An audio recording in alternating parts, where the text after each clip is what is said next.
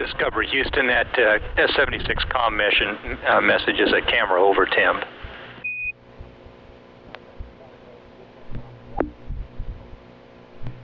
Roger, Lacey, we turned them off to rest them. Okay, thanks, Mike. This is Mission Control. In about 12 minutes at mission elapsed time 5 hours and 30 minutes, or 5 hours and 35 minutes, the orbiter will begin to maneuver to its deploy attitude. The official deploy countdown is scheduled to start at about 5:45 mission elapsed time. So far, all of the checkouts of the payload and its upper stage have gone very well, and flight controllers have been pleased with the data they've been getting. So far, the direct checks of both the inertial upper stage and the tracking data relay satellite have been good. The checks through the payload interrogator on board the orbiter have been good, and it looks like everything is proceeding very well toward a deploy scheduled at mission elapsed time of 6 hours and 13 minutes, which is about 53 minutes from now. At the end of this TDRS pass, there will be a mission directors conference, and that conference involves the Sunnyvale flight director and the White Sands flight director, the mission director here at the Johnson Space Center, and the flight director and the payloads officer here in Mission Control. These people all have a pre-deploy meeting on the flight loops to check out on the status of the payload and make sure that everyone is in agreement to go for deploy. At mission elapsed time 5 hours and 20 minutes, this is Mission Control. Discovery Houston, we are a minute and 20 seconds to TDRS LOS. We will see you at Guam at 5:51. See you there. This is Mission Control. We've lost signal with the crew over TDRS. We'll pick up with them again over the Guam ground station in a little over 20 minutes. Over this last TDRS pass, the crew completed another direct check of the tracking data relay satellite, another PI lock-on check with the inertial upper stage. All of the TDRS and IUS checks up to now have been good.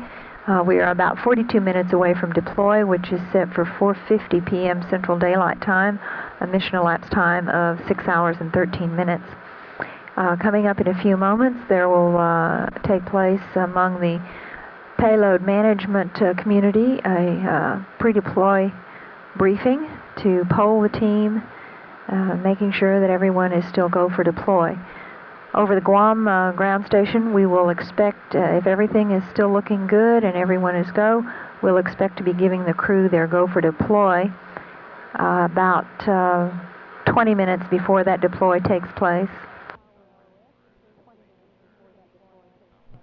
While we're LOS, the crew will be maneuvering to the deploy attitude, and the countdown officially begins at about 5:45 mission elapsed time. This is Mission Control.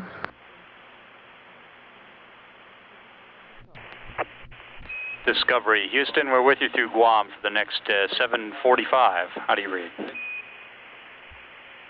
You're loud with a bad echo, Lacey.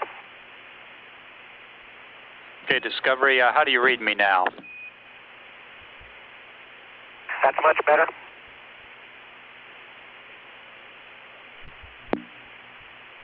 Discovery Houston, radio check. Loud and clear. Okay, we're reading you 5 squared also. Discovery Houston. Go ahead.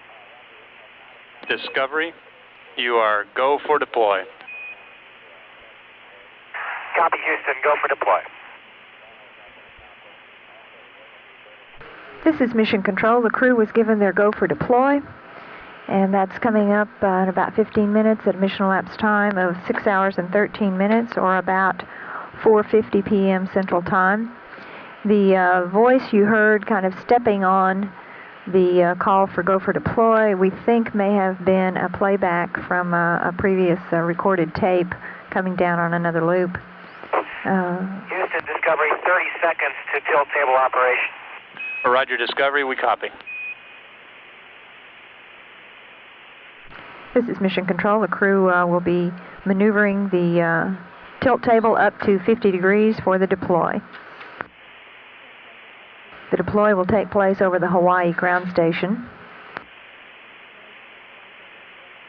Discovery, we're 1 minute to Guam LOS. We'll see you at Hawaii at 6:05.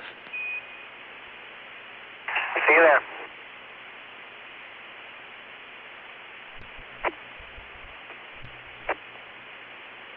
This is Mission Control. We've lost contact with the crew through Guam. We'll pick up in 6 minutes at the Hawaii ground station. During the Hawaii pass, the TDRS tracking data relay satellite will be deployed from the payload bay. The crew is in the process of elevating the tilt table to 50 degrees, which is the deploy attitude. Remaining tasks to be done right before deploy are to release the umbilicals, which feed electrical power to the IUS and TDRS from the orbiter. After those umbilicals are released, each part of that stack will be on its own internal battery power. The TDRS has its own batteries, as does the IUS. We expect the deploy to be at mission elapsed time 6 hours 13 minutes, or that's 4:50 p.m. Central Time. This is Mission Control.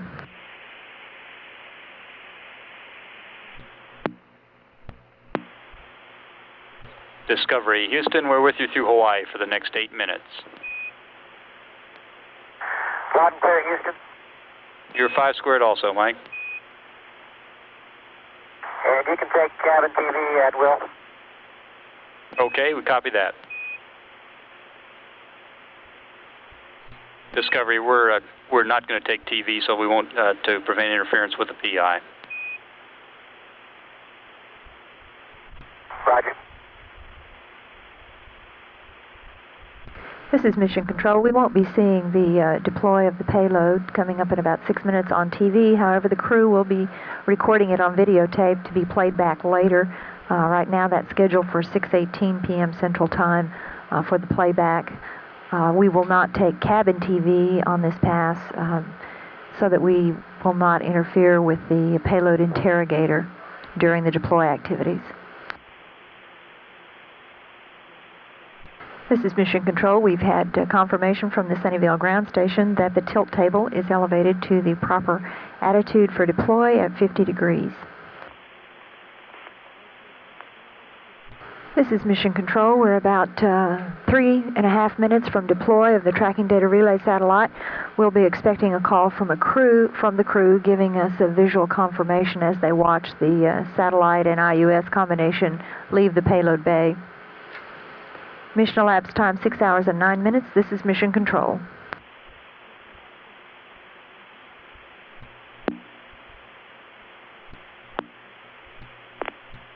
This is Mission Control. We're 45 seconds away from deploy. We're expecting to hear a description from the crew of how the payload looks as it is released from the payload bay.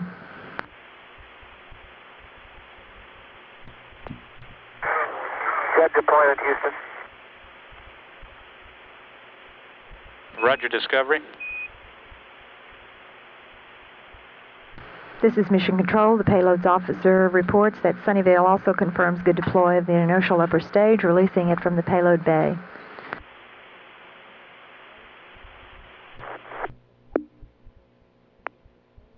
This is Mission Control. Discovery, Houston with you through TDRS for 53 minutes. Loud and clear. You're 5 squared also. This is Mission Control. The crew will now move on into the post-deploy operations. Mission Specialist Mike Lounge will be lowering the tilt table back down flush into the payload bay of the orbiter and refastening the payload retention latch assemblies that hold that tilt table in place. At about mission elapsed time 6 hours and 30 minutes, about 14 minutes from now, the orbiter will maneuver to the IUS viewing attitude so that the crew can continue to observe the IUS TDRS combination as it drifts away from the orbiter and continue to record that event on videotape. Houston, 30 seconds to tilt table operations. Roger, Discovery.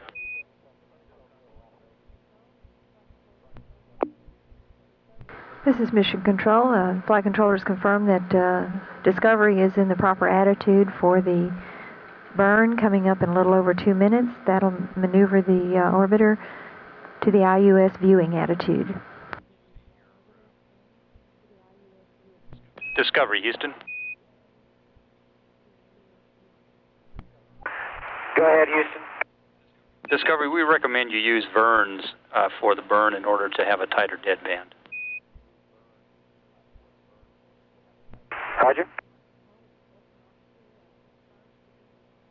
This is Mission Control. The propulsion officer confirms the beginning of the burn.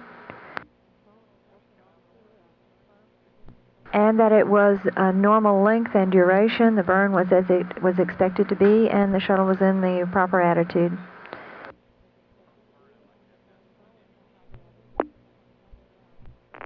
This is Mission Control. In about 10 minutes, we'll be coming up on another almost burn.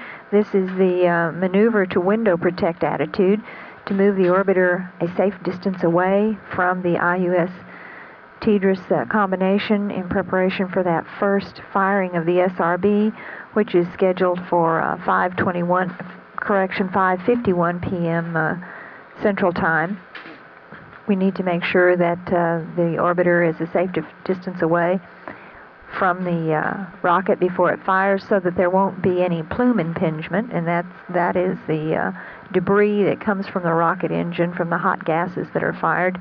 We don't want any of those to inadvertently come in contact with the shuttle or its windows, so we move to an attitude that protects the windows and the orbiter from that any of that debris fallout. We have not heard any verbal confirmation from the crew yet about the tilt table status, if it has been all the way down. However, we expect that it is lowered all the way down into the payload bay. Otherwise, we'd be hearing from the crew that it wasn't. Mission elapsed time 6 hours and 40 minutes. This is Mission Control. This is Mission Control. Flight controllers here in Mission Control are still looking at and studying the problem that developed early in the flight of the flash evaporator system. Although they have not analyzed all the data, they are still considering that the system may have some ice in it due to condensation that froze shortly after launch. To try to help out the flash evaporator system so that it can thaw out a little bit, they've raised the temperatures on the radiators that, while we're on orbit, help to cool the electronics and the systems aboard the shuttle. The flash evaporator system is used primarily during launch and entry, and is not relied upon during on-orbit activities. Due to having the radiators at a higher temperature to help out the flash evaporator system, the cabin temperature has been warmer than usual. It's running about 86, 87 degrees presently, Fahrenheit. Okay, we copy that. And the humidity is about 43%. The crew does have the temperature on cabin temperature control on full cool, trying to bring that down a little bit. And the flight control team is looking at ways we may be able to power down some auxiliary equipment in a little while that might help relieve some of the temperatures and relieve and reduce the load on the flash evaporator system and the radiators, so that the radiators can be of more assistance to letting that ice build up, thaw out in the flash evaporator system. The ECOM flight controller, and that stands for the Electrical, Environmental, and Consumables Manager. He's responsible for all the life support systems, the power management, heating and cooling, and so on aboard the orbiter. He and his backroom folks are working on this and analyzing all their data, looking to see what are the best options to make that flash evaporator system work at full capacity. Right now it's only functioning at partial capacity. At mission elapsed time 6 hours and 47 minutes, this is Mission Control. Discovery, Houston. Go ahead. Roger, give us a status on the tilt table, Mike. Down and locked. Okay, thank you. Also, Discovery, since we're running a little warmish cabin, we'd like to recommend you drink a little bit more water, at least 8 ounces per hour. Copy.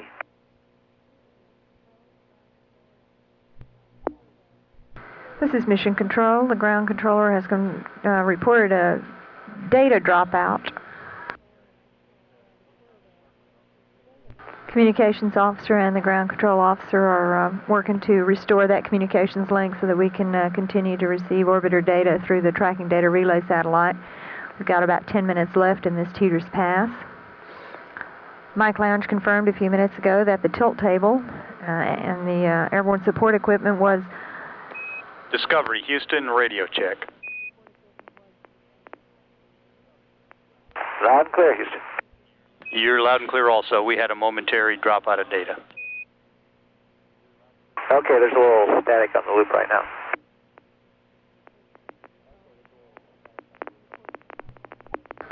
This is Mission Control. The report from Mike Lounge was that the tilt table was down and stowed and locked in the payload bay.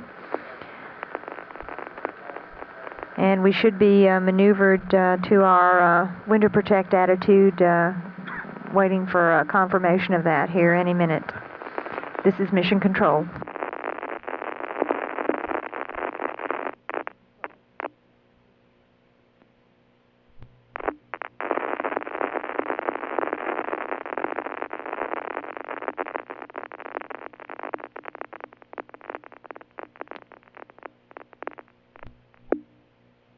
Discovery, Houston, we're still about 8 minutes from the end of the Teeters Pass, but our attitude is not good. We're going to probably have Ratty comm with you until the end of the Teeters Pass, and we'll see you at Guam next. Guam at 7:29. Okie doke. Discovery, Houston. Go ahead, Lacey. Roger, Dave. We'd like you to check your UHF back on, please, in case you turned it off for that static you were getting earlier. We will have iOS UHF only for about 3 minutes, and our Guam pass will be UHF only also.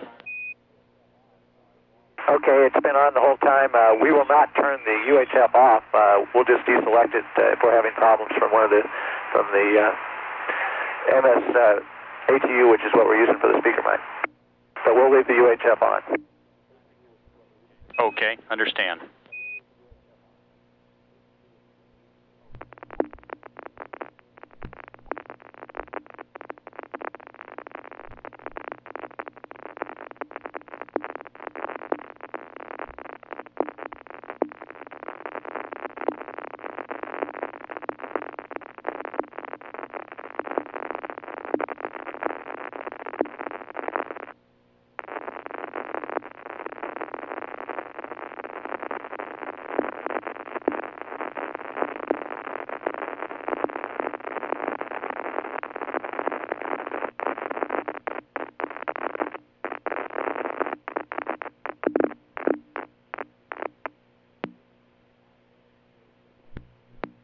Discovery, Houston, we're with you through iOS UHF only for the next 7 minutes. Discovery, Houston, we're with you through iOS UHF only for the next 7 minutes.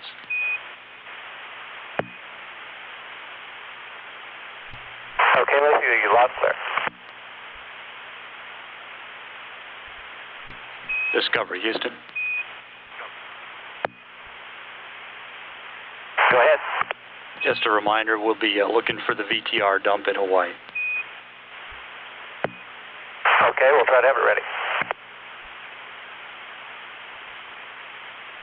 This is Mission Control. We're about 6 minutes away from the first ignition of the IUS. Its first stage burn is at mission elapsed time 7 hours and 14 minutes and translates into 5:51 p.m. Central Time. That's the first firing of the inertial upper stage that will begin the move into geosynchronous orbit carrying the tracking data relay satellite. A second firing of that inertial upper stage is set for 11:05 p.m. Central Time this evening. We will be receiving word from the Sunnyvale tracking station about that firing after it takes place, and we'll pass that along as soon as we receive it. This is Mission Control.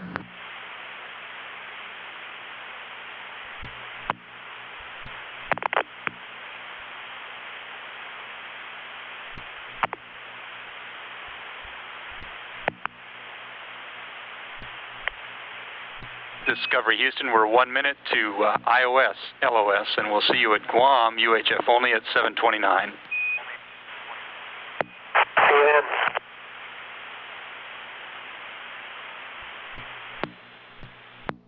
This is Mission Control. Our next television will be at the Hawaii ground station on orbit 6, and it'll be a videotaped playback of the deploy of the tracking data relay satellite. The time for that expected television downlink is at 6:18 p.m. Central Time. Once again, that'll be a playback of the TDRS deploy, and that'll be on orbit 6 over the Hawaii ground station at 6:18 p.m. Central Time. We've lost signal with the Indian Ocean station with the crew. We'll pick them up again in about 14 minutes over the Guam station for a short pass. On this last orbit, the crew successfully deployed the tracking data relay satellite at mission elapsed time 6 hours 13 minutes, or about 4:50 p.m. Central Time. Sunnyvale ground station confirmed a good deploy. The orbiter Discovery has now been maneuvered a safe distance away to the window protect attitude, and we're at a distance of more than 10 miles away from the IUS TDRS combination now.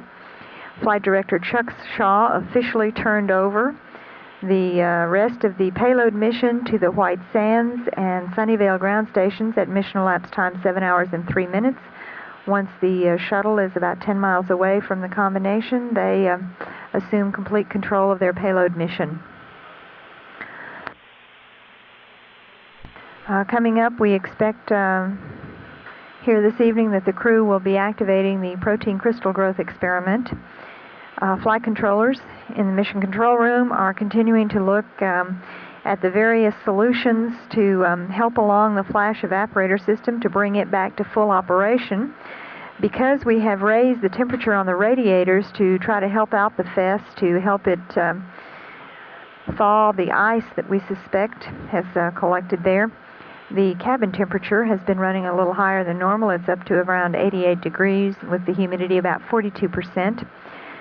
So the environmental systems engineer and his backroom people are looking at various options that we can do to maybe power down some systems, which removes the heat that is generated by electronic systems. The radiators are used when the orbiter is in space to cool all those electronic systems. The flash evaporator system is used during ascent and deorbit and landing phases of the mission. So we will need the flash evaporator system for our landing phase. However, we don't need it while we're on orbit. So we're trying to give the flight controllers time to assess that situation and analyze all their data, check with other engineers, and look for the best solution to that problem. Mission elapsed time 7 hours and 16 minutes. This is Mission Control.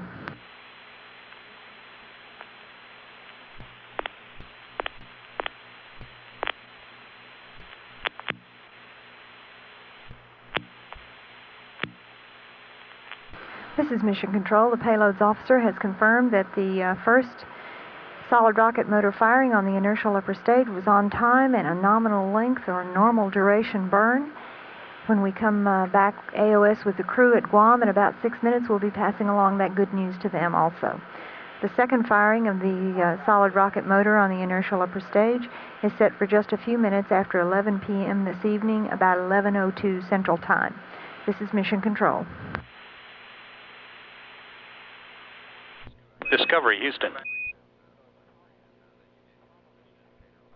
Half a day, Tau Guam, Discovery. We're talking to you through the Dan tracking site. Greetings from the people of Guam, and congratulations from everybody at the Dan station for a successful deploy.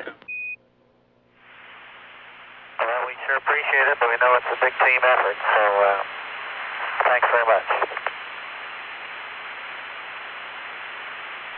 Well, that's the second best thing we've heard today. Okay, we'd like to talk to you a little bit about the cabin temp and the high load problem. We'll give you a call in a few minutes about that. Okay, good enough. And we'll be ready to downlink and deploy TV over Hawaii for you. Okay, sounds good. This is Mission Control. The tracking map on the large front screen at the front of the Mission Control room now shows the orbit track and the silhouette of the tracking data relay satellite following the first ignition of the solid rocket motor carrying that satellite on into geosynchronous orbit. As you can see, the orbit track is in a yellow color as opposed to the white of the orbit track of the shuttle. Right now, the tracking arc makes it look like the IUS is right in front of the shuttle. However, in space, it is actually at a much higher altitude than the orbiter Discovery. Discovery Houston, we're 1 minute to Guam LOS, and we'll see you next at Hawaii at 7:41. See you there. This is Mission Control. We'll have contact with the crew again in about 6 minutes through the Hawaii tracking station. During that pass over Hawaii, we expect to get a playback of the videotape of the tracking data relay satellite deploy. That's scheduled for 6:18 p.m. Central Time. Once again, that'll be a playback videotape of the deploy of the TDRS satellite. This is Mission Control.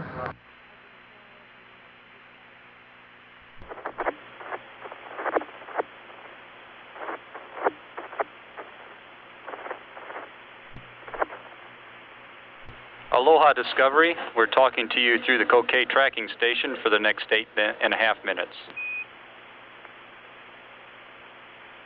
Oh, hello there. And loud and clear, but with an echo. Discovery, everybody at the Kokei station sends you a very fond aloha and congratulations for a successful mission and best wishes for continued success. Well, we appreciate that, and we appreciate all the work they put into helping us talk to you. Roger that, and we're ready for the VTR playback now.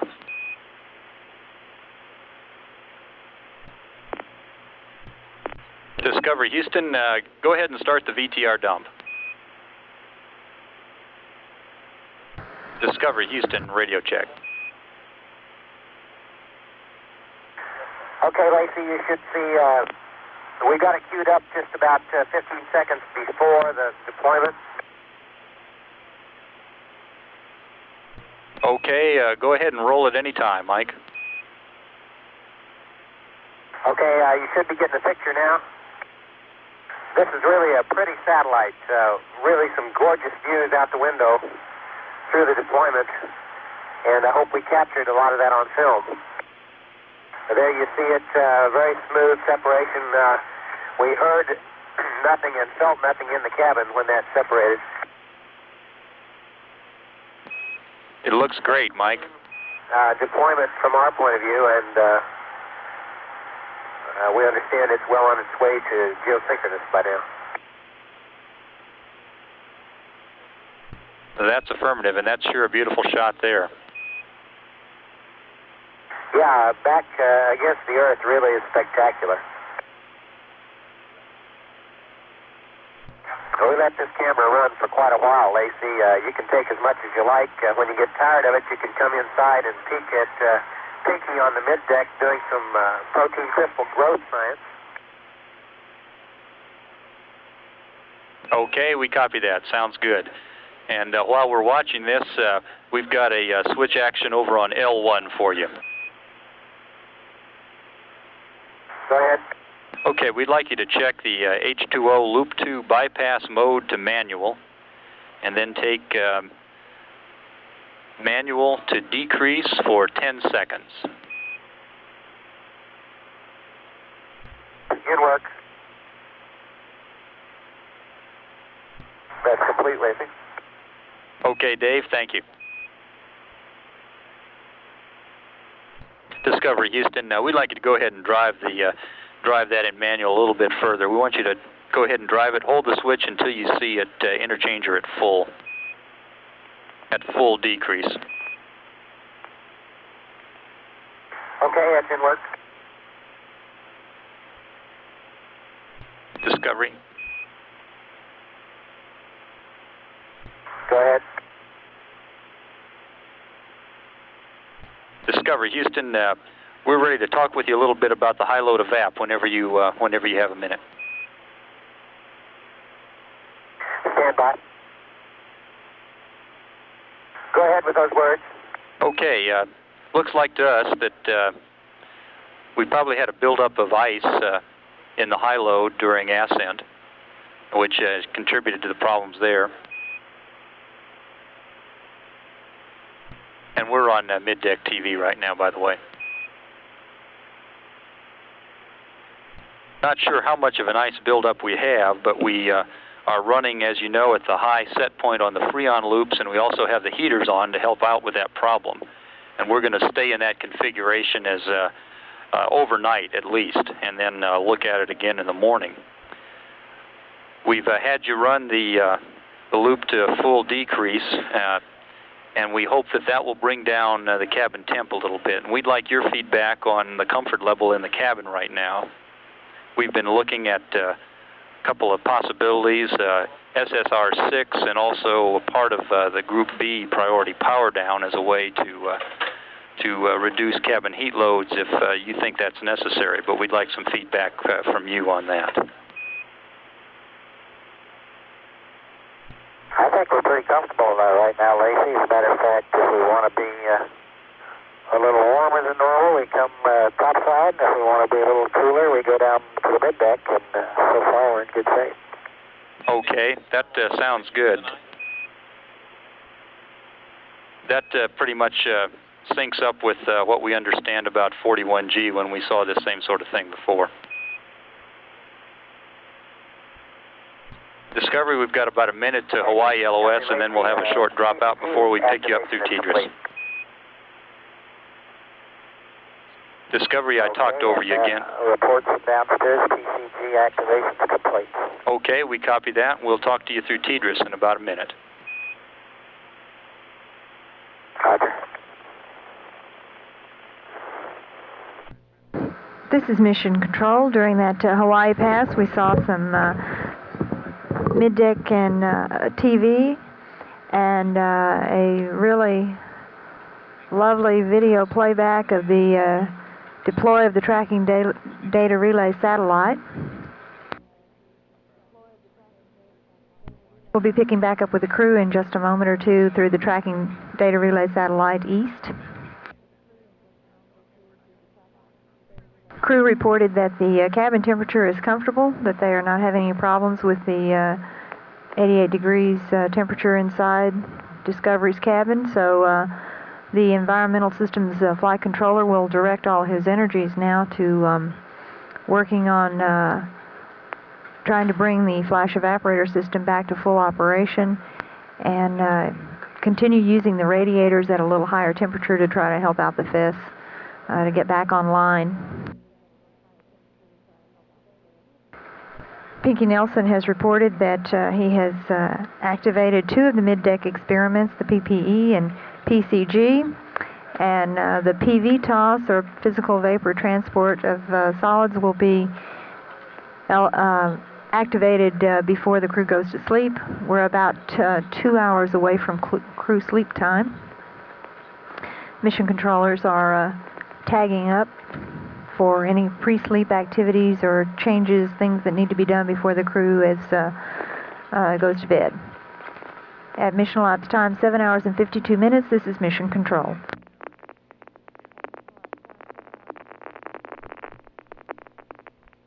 Discovery, Houston. Roger. Roger, Discovery. We're ready to do a pre-sleep tag-up with you whenever it's convenient for you. We've got all of our notes together, save 1 or 2 bits of information that are coming in. But we can start talking whenever you'd like to start listening to this. Hawaii 1. Okay, Lacey, we're all ears. Okay, Rick. First of all, from INCO, he wants you to know that your comm power amps and your ops recorders are running a little warm. So if you see some up arrows, you may have noticed that on the specs. However, he's watching that, and it poses no problem. He would like to know what the status of the teleprinter. We understand you were setting it up. Is it up and ready to go? Well, Lacey, the teleprinter is up and ready to go. The only thing we found on it was that it was powered on. It was launched with the power switch on, and so when we turned it on upstairs, the power went on, but I think it's fine. Okay, we understand that. In that case, FIDO will be sending up a TRAJ message shortly, and there will also be a sleep vector coming on board in the near future. And Pinky, from you, Payload's request that you pass down an ARC activation time. Okay, I haven't done that yet, but I will when I do it. Raj, understand that. We'll be listening up for that. And I can do it right now if they'd like that. It comes later in the checklist, but I'll do it now if they want. Okay, we'll check with them, and I'll give you a call back on that in a minute. I've got a note here on your pre-sleep cryo config if you're ready to copy that. Go ahead. Okay, on R1A2, cryo O2H2 tank 3 heaters A and B to auto. Cryo O2H2 tank 2 heaters A and B to off. And cryo O2H2 manifold valves, tank 1, that's 2 valves, to closed. And you can expect a cryo O2H2 spec 68 message when you close the manifold valves. And Discovery, if you've copied that, I've got a cabin pressure caution and warning limit that we'd like you to reset also. Roger, go ahead. Okay, on R13U, it's caution warning channel 4. We'd like the upper limit set to 3.8 volts, which is equivalent to 15.24 psi. Okay, and we should tell you that we adjusted the backup CNW on the parameter. It was toggling around 15.24 earlier, so we bumped that upper limit up to 15.3 to get rid of those nuisance alarms. Okay, we copy that. That sounds good to us. Okay, wake-up time in the morning will be 18 hours MET. Shortly, we're going to have a water dump message for you. And that's about all we've got for you right now. Is there anything you have for us? We just want to tell you how pleased we are to be up here. Appreciate all the hard work that everybody's done down there, and we're real proud for NASA and the contractors in the country to be back into space. Rick, thank you very much for those words. And for Pinky, your go to activate ARC and PV toss whenever you want to. Okay, I'll get right on it. Thanks.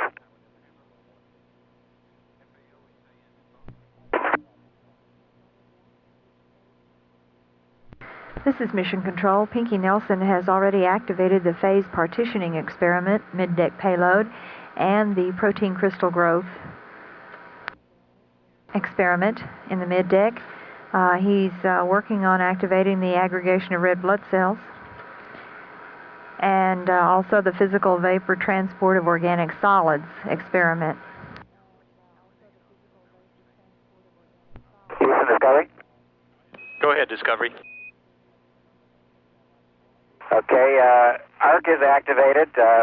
From the sounds of things, we've got happy blood, and the time was 8 hours and 4 minutes. Okay, we copy that. Thank you much, Pinky. This is Mission Control. At 7 p.m. Central Time, we will do a replay of all of the Flight Day 1 shuttle television. That'll start at 7 o'clock Central Time, and it'll be a replay of all of the television from Flight Day 1 activities. This is Mission Control.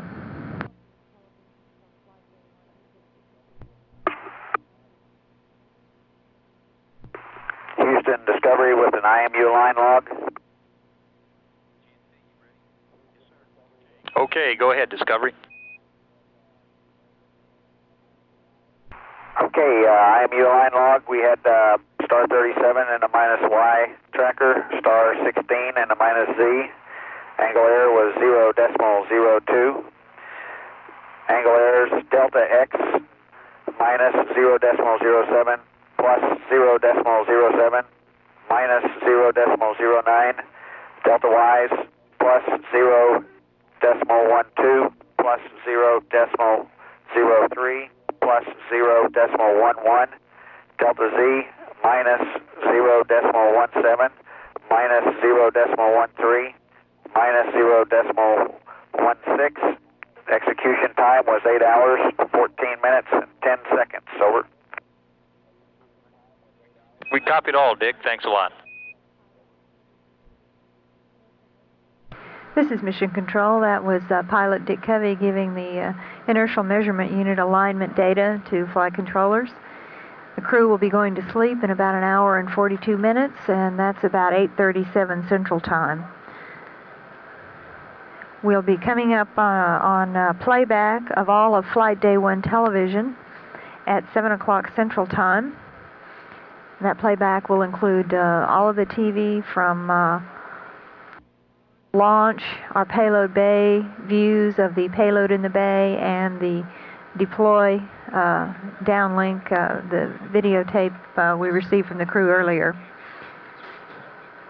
At mission elapsed time 8 hours and 17 minutes, this is Mission Control. Discovery Houston, would you check the KU band antenna heater circuit breaker on R15 and make sure that it's in? Lacey, say again the circuit breaker you wanted us to check. Raj, Dick, it's the KU band antenna heater circuit breaker on R15. Okay, that circuit breaker is in. Okay, thanks a lot.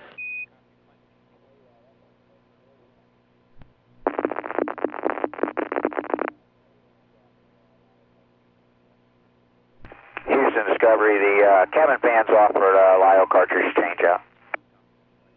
Thank you, Dick. We understand. Dick Covey is describing a standard procedure that's done on the orbiter. A change out of a lithium hydroxide canister, which is a part of the air filtration system in the crew cabin, and that's part of the regular, normal, everyday housekeeping duties that are done on board the orbiter. While the change out of that canister is going on, the crew turns off the fan that circulates the cabin air. Once the new canister is in place, then they turn the fan back on. This is Mission Control. Discovery Houston, I've got a water dump message for you. Okay, go ahead. Okay, Dick, use the Orbit Ops checklist, page 5-2, dump tank Bravo to 25%. Okay, understand. Use the supply water dump procedure to dump tank Bravo to 25%. That is correct.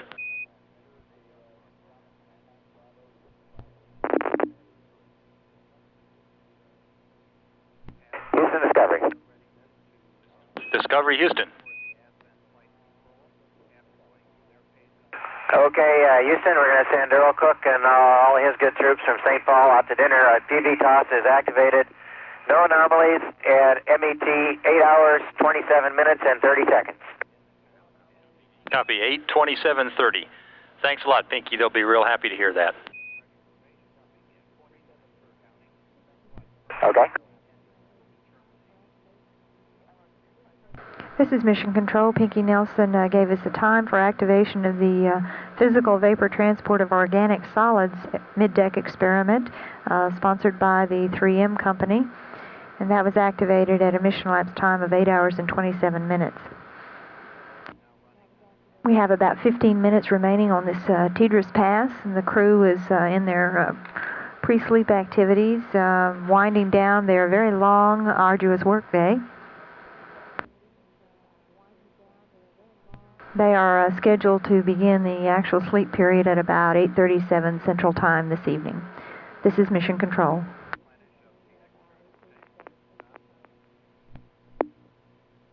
Discovery, Houston. Go ahead, Houston. Roger, we're still working on a trajectory message, which we hope to send up on the teleprinter shortly. We're about 4 minutes from TDRS LOS, and we don't have anything else for you for tonight. So we're going to go ahead and say goodnight now and not plan on talking to you again. We certainly had a fun day working with you. Well, Lacey, we've had a fun day too so far, and we appreciate y'all letting us settle down here. We look forward to working with y'all again tomorrow. Roger that. Same here. Good night from all of us. Well, good night from America's Spacecraft Discovery.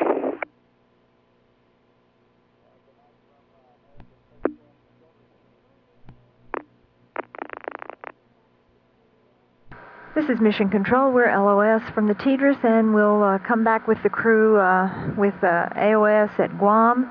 However, at mission lapse time 8 hours and 42 minutes, Capcom Lacey Veach gave the final calls to the crew and wished them a good night's sleep.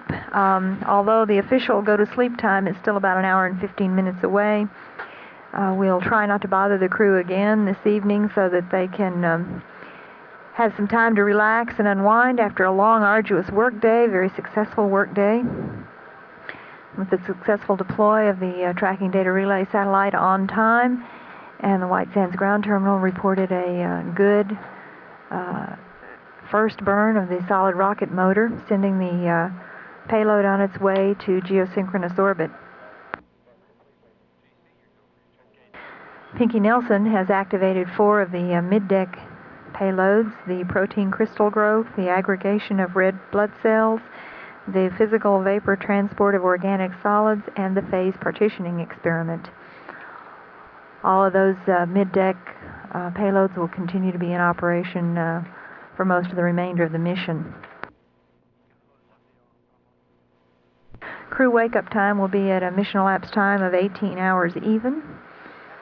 And at mission elapsed time 8 hours and 47 minutes, this is Mission Control.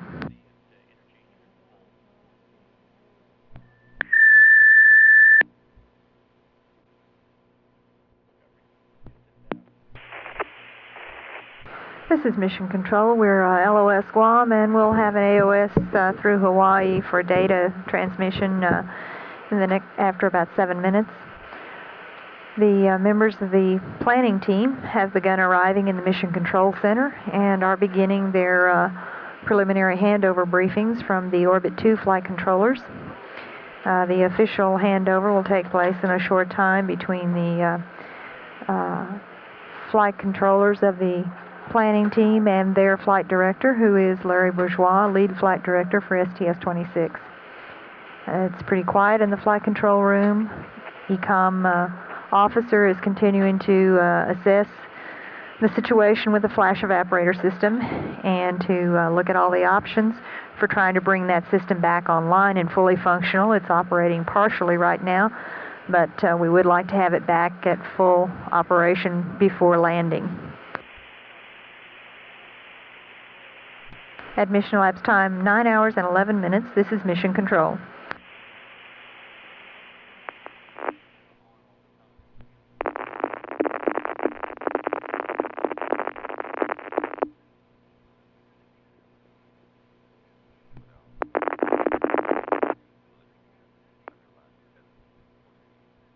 This is Mission Control at mission elapsed time 9 hours and 55 minutes. The crew will be going officially into its sleep period in about 4 minutes. The planning team is beginning its official handover now with its flight director, who is Larry Bourgeois, also lead flight director for STS-26 mission. Capcom Lacey Veach officially wished the crew good night at about 7:19 p.m. Central Time. And our final good night from the crew was from Dick Covey. Although that was a little over an hour before the official sleep time, we wanted to give the crew as much time to rest and relax as they could. They've had a very long work day. We expect that the planning team will be taking over the flight in about 45 minutes to an hour. This is Mission Control.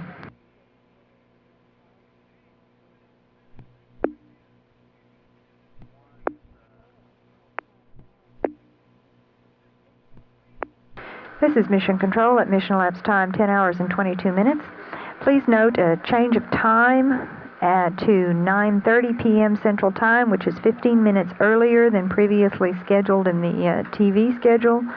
This is the change of shift briefing with off-going Orbit 2 Flight Director Chuck Shaw. The briefing will begin at 9:30 p.m. Central Daylight Time, originating from the Teague Auditorium at the Johnson Space Center.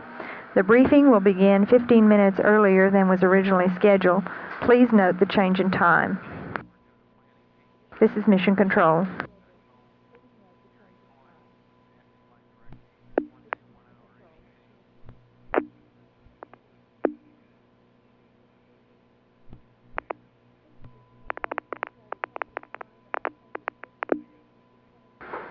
This is Mission Control. Please note a change of time in our change of shift briefing, which is coming up 30 minutes from now. That's set for 9:30 p.m. Central Daylight Time, which is 15 minutes earlier than originally scheduled. The change of shift briefing with off-going Orbit 2 Flight Director Chuck Shaw. The briefing will begin at 9:30 p.m. Central Time, originating from the Teague Auditorium at the Johnson Space Center. This is Mission Control. This is Mission Control. The changeover is now complete. The planning shift is in place on console. Larry Bourgeois is the oncoming flight director. He's also lead flight director for STS-26. Capcoms are Catherine Sullivan and Pierre Thuet. During the handover briefing, the flight controller at the ECOM console said that they would be looking at some of the ways to get the ice out of the duct in the flash evaporator system. All systems appear to be working well at this time, and Capcom, when they took over, said that they were glad that they had a clean vehicle. We'll be looking at the change of shift briefing at 9:30 Central Daylight Time with off-going flight director Chuck Shaw.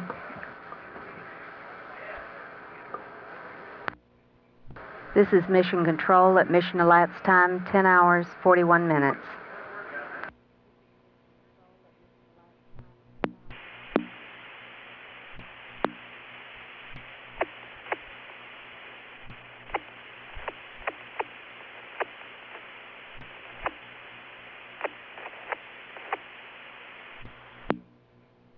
This is Mission Control. The next TV event will be the change of shift briefing with off-going flight director Chuck Shaw. It will begin at approximately 9:30 p.m. Central Daylight Time in the Teague Auditorium. That's the change of shift briefing with off-going flight director Chuck Shaw. This is Mission Control.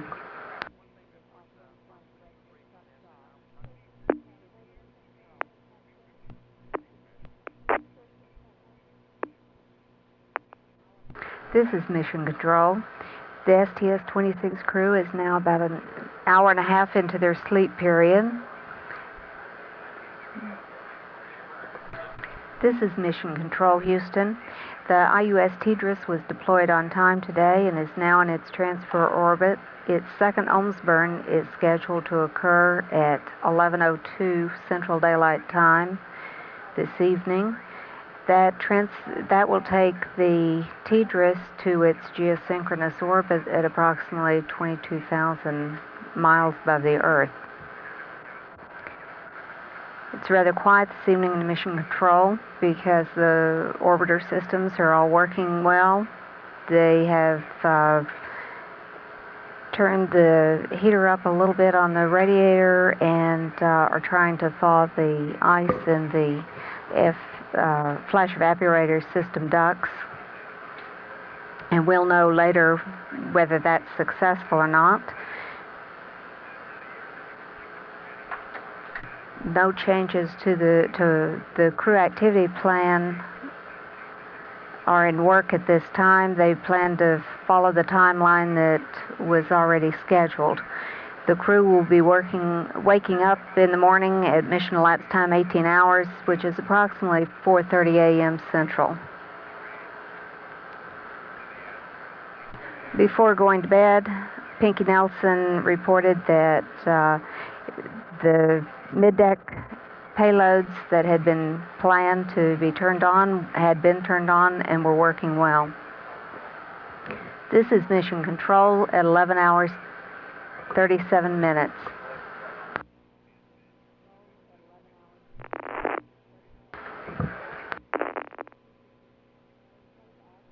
This is Mission Control. We are going to have television playback of the signing earlier this afternoon at the State Department of the International Space Platform Treaty. It will be shown at 10:30 p.m. Central Daylight Time. That's television of the signing of the treaty, the International Space Platform Treaty, at the State Department earlier this afternoon. This is Mission Control.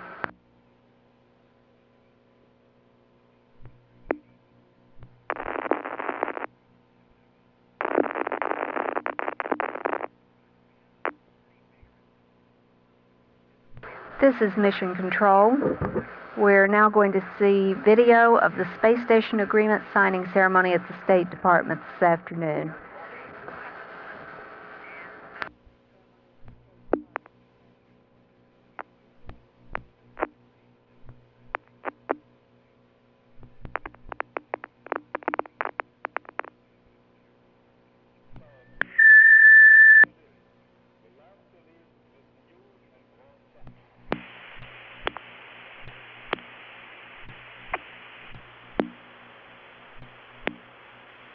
This is Mission Control. We've just had confirmation that the second stage solid rocket motor had a nominal burn. It burned 108 seconds. It was planned for 109.3. It was almost perfect. It's very, very nominal, and payload's very happy. They're waiting confirmation from Sunnyvale that they're going to begin deploying the TDRS outboard solar panel soon, and we will be waiting to hear about that. This is Mission Control at 12 hours 41 minutes into the flight.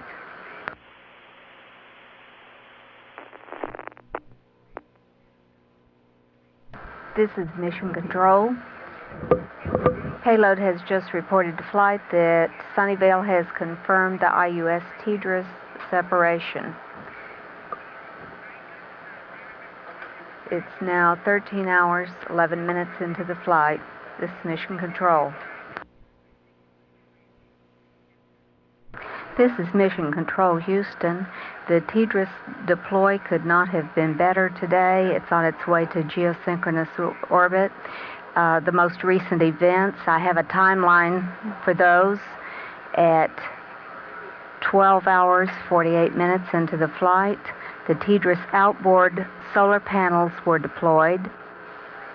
1 minute later, at 12:49, the TDRS inner solar panels were deployed.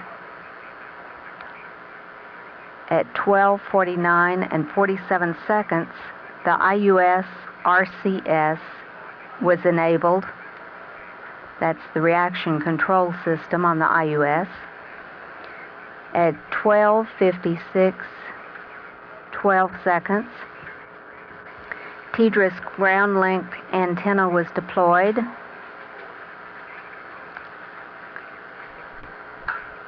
The TDRS transfer to inertial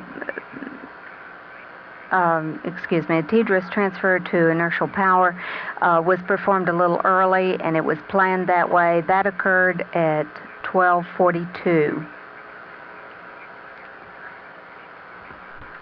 At 13:08:39, the TDRS IUS maneuvered to separation attitude. The separation occurred at 13:09:32.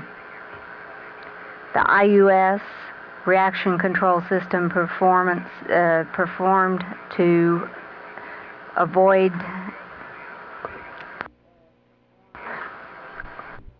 there's a correction. That was TDRS transferred to internal power at 12 hours 42 minutes into the mission, which was a little earlier than it had been scheduled, but it was planned that way, and everything has worked just fine, and it could not have been better.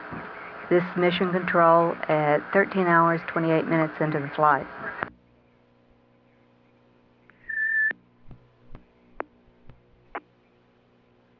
This is Mission Control Houston. Today on the Orbiter Discovery, 4 of the mid-deck experiments were also performed in addition to our successful deploy of the TDRS Tracking and Data Relay Satellite. They were the aggregation of red blood cells experiment, and it is going to be to study red blood cells and blood viscosity under low gravity levels. It includes intercellular forces, kinetics, and disease dependencies. This experiment will be conducted in conjunction with a ground-based version at KSC to allow for comparison of results. The ARC experiment consists of 2 sealed packages, the experiment apparatus container and the electronics equipment package.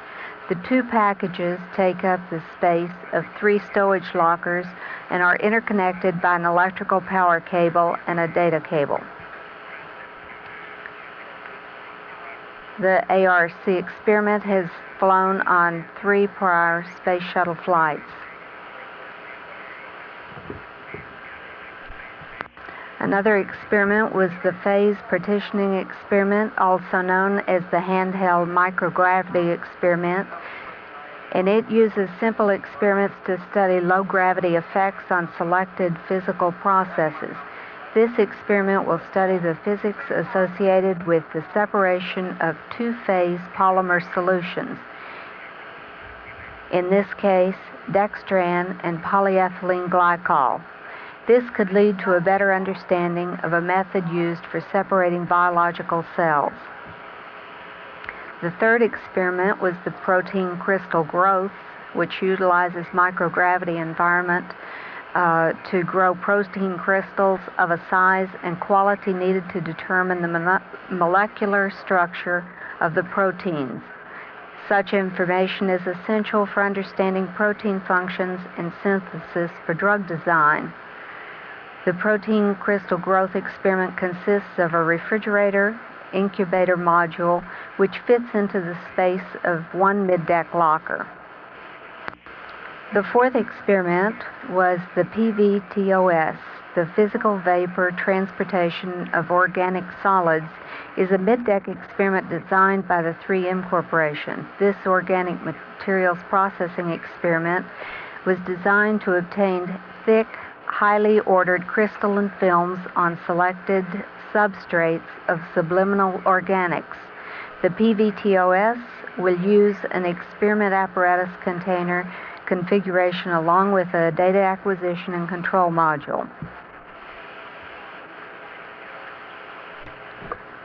It has previously flown on STS-21I. This is Mission Control Houston, 14 hours into the flight.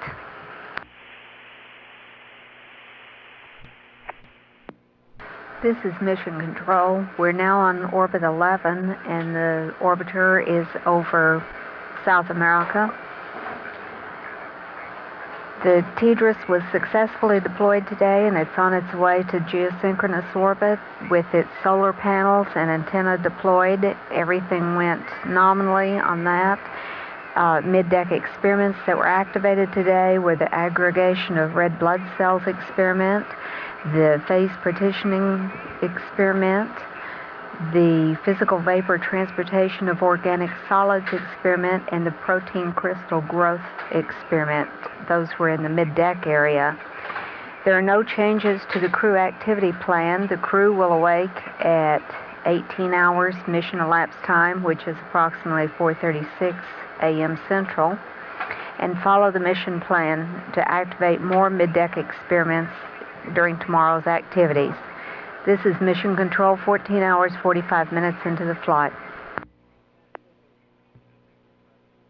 This is Mission Control, Houston. You saw the screens go blank, and that's because they're resetting the channels and the charts, and everyone's going to reselect. It's just a normal procedure. Orbiter is now on orbit 12. Its mission elapsed time 15 hours 14 minutes. This is Mission Control. The flight director is going to poll all the consoles to see if there are any messages for the crew to be radioed up in the morning. Guidance, Navigation, and Control has said that they would like to do an IMU align as soon as the crew wakes up. The IMUs are showing some drifting. This is Mission Control, 15 hours, 49 minutes into the flight. This is Mission Control. The crew cabin temperature was in the mid-80s when the crew went to sleep, and now it has gone down to 79 degrees, which should be fairly comfortable for them. The crew will be waking up in about an hour and 45 minutes to begin their day's activities. This is Mission Control, 16 hours, 16 minutes into the flight. This is Mission Control. The Orbit 1 team is beginning to arrive, and handover will begin shortly. It's been a rather quiet night. The Tracking and Data Relay satellite is on its way to geosynchronous orbit after near perfect burns of the two solid rocket motors. This is Mission Control, 17 hours, 2 minutes into the flight.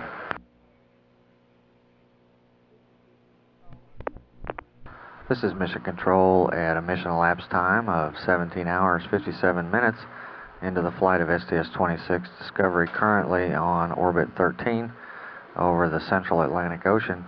We've just completed the shift handover between the planning team and the Orbit 1 team. The Discovery is in a 178 by 162 nautical mile orbit.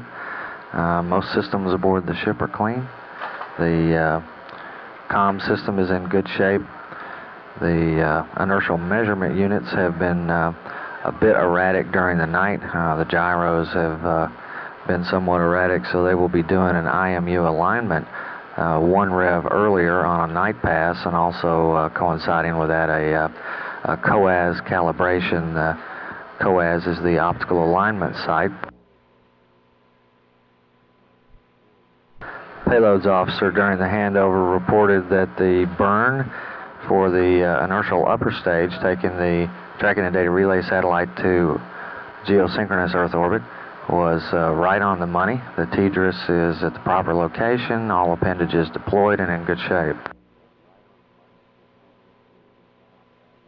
The team will be working and looking at the problems with the flash evaporator system. There's really no new news to report on that. It's stable, and they're continuing to look at just what that implies for getting the ice out of the system. They believe they'll probably stay in the current configuration with dual heaters on for most of today. And we're standing by shortly for the wake-up call from Mission Control to the crew.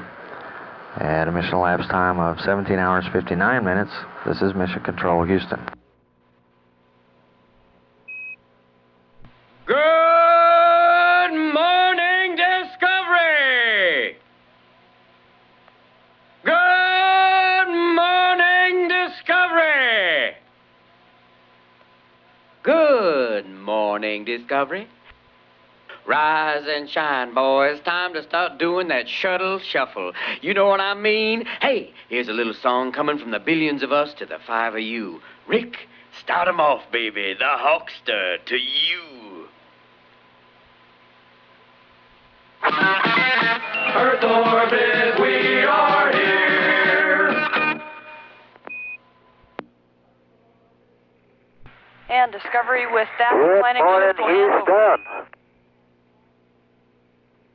Good morning, Houston. Good morning, Discovery. We have you loud and clear. Loud and clear. Thanks for that nice wake-up music. Well, we thought you'd appreciate that. And with that note, the planning shift will say a fond farewell to you for the day and hand it over to Orbit 1. We've got some ref mats and things on the way to you that Dave will discuss with you here in a minute. Okay, thanks very much.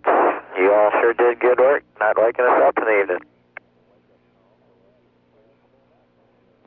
This is Mission Control. We've just had the wake-up call go up to the crew here on Orbit 13. That was a tape supplied to NASA by a local radio station here in Houston, KKBQ FM 93Q. One of the disc jockeys there, Mike Cahill, put it together, and indeed that was the voice of Robin Williams. An arrangement worked out between Cahill and Mr. Williams. The wake-up call included Williams reenacting his Good Morning Vietnam trademark, although in this case it was Good Morning Discovery, and then also the theme music from the television show Green Acres with somewhat modified lyrics. Capcom Kathy Sullivan is stepping off console now, and Capcom David Lowe will be taking over, and we'll be talking with the Discovery crew about the first items on this morning's schedule. Discovery Houston, I've got one flight note for you, and then we'll let you have your post-sleep activities to yourself. Okay, David, go with your flight note. Okay, first of all, the morning mail will be sending up shortly. I also wanted to let you know that we've got a refs mat that we're about to uplink to you that is in preparation for your morning IMU align. And one note about that morning IMU align, because we had some overnight drifts on multiple IMUs, we are going to want you to do the IMU align one night pass early. So the maneuver will occur at 18:48. The align will occur at 19 plus 03. And then the COAS Cal at 19 plus 08. Over. Okay, understand maneuver for the IMU line at 18:48, IMU line at 19:03, followed by COAS Cal 5 minutes later. That's a good readback. And we don't want to. And Dick, just one more thing. In the Orbit Ops checklist, page 3-5, we do not want you to do step number 13. We have been seeing some higher temperatures, and we'd like you to leave that switch in the position that it's in currently. Okay, we understand not to turn the mad strain gauge on. That's affirmative. Okay. This is Mission Control at a mission elapsed time of 18 hours, 14 minutes. With an update on our briefing schedule for the next few hours. Our next change of shift press conference with off-going planning team flight director Larry Bourgeois has been canceled. We've polled the newsrooms around the network, and there doesn't seem to be a great clamor to hold that press conference, so we will cancel the change of shift briefing with Larry Bourgeois.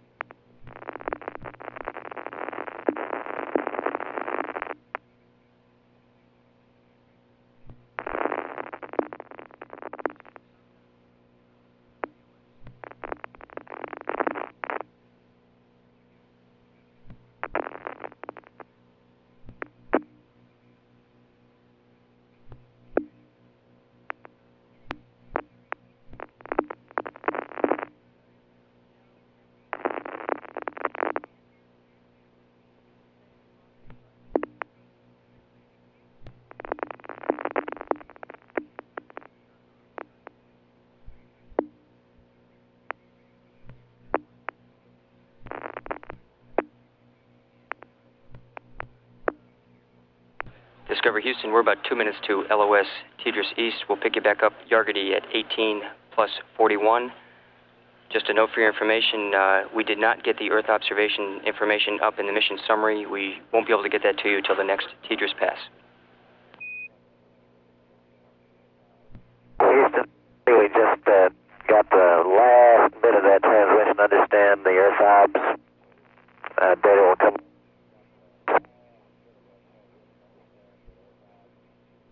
Discovery Houston, that's affirmative. We're about 1 minute to Tidris East LOS. We'll pick you back up Yargady 18 plus 41. Earth obs information to come to you next Tidris pass.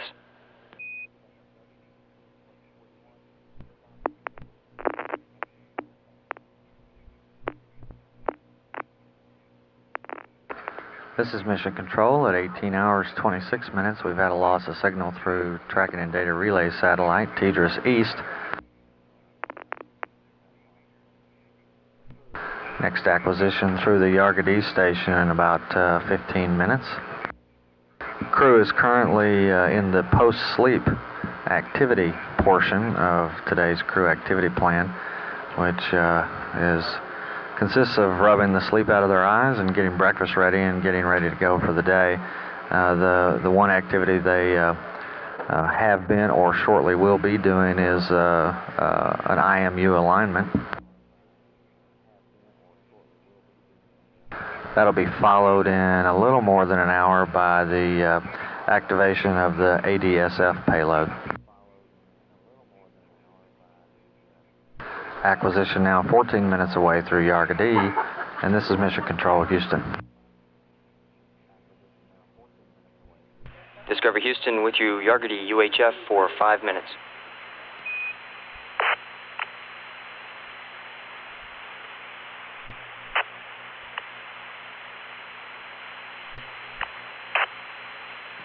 Discovery Houston through Yargady UHF for 5 minutes.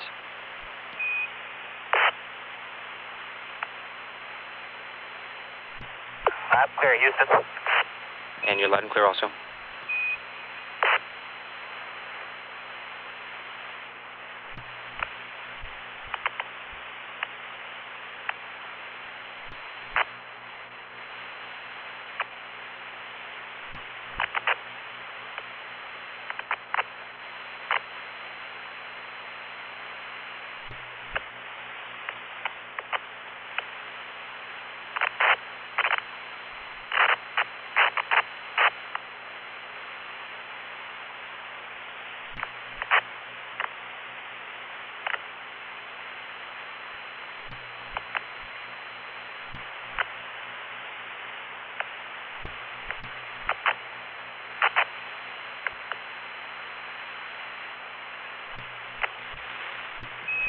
Discovery Houston, 1 minute 30 seconds to LOS Yargady. We'll pick you up Canberra at 18 plus 49. Okay, David, we'll see you there.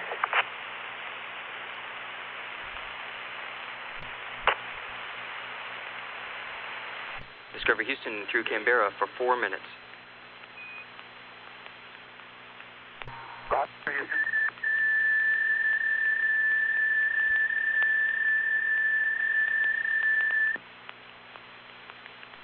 And Discovery Houston, one note for you, got an orbiter state vector on its way. And also, with regard to your IMU line coming up, due to the poor performance of the IMUs, your Delta X, Delta Y, and Delta Z angle checks on Spec 21 may exceed decimal 80. No action required. Okay, state vector on its way, and we note your note about the Delta angle. Roger.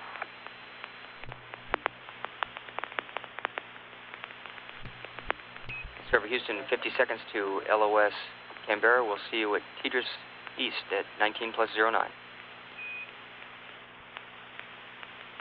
See you there. It's Mission Control at a flight elapsed time of 19 hours 10 minutes. We've acquired signal through the tracking and data relay satellite, and we'll be in communications with the Discovery for the next 53 minutes. Houston, back with you through Tidris. Loud and clear. We'll have the IMU line results for you shortly, and we're in the midst of doing the COAS cal. Okay, Rick, copy that. And if you've got someone that can copy down a new attitude, I've got a new attitude that I would like you to go to post-COAS-CAL. Go ahead, David. Okay, it'll be target track 2, body vector 3, Omicron 270. That's the new part of it, the Omicron. That'll give you a nose-south attitude. The reason we'd like to do that is because we've been seeing some rather large gyro deltas on at least 2 IMUs. This is going to put us in an attitude for stars of opportunity, which will allow us to periodically assess the status of the IMUs throughout the day. Okay, I copy our post-COAS-CAL. Maneuver will be to target 2, body vector 3, Omicron 270, be a nose south in order to catch some stars opportunity. That's affirmative, Dick. And also, very shortly, we'll be uplinking page 2 of message 3 alpha. Okay, we got stuff coming up right now. It's Mission Control at an elapsed time of 19 hours 13 minutes. That last interchange between Capcom David Lowe and Commander Rick Houck aboard Discovery had to do with pointing for the Discovery, pointing and inertial reference.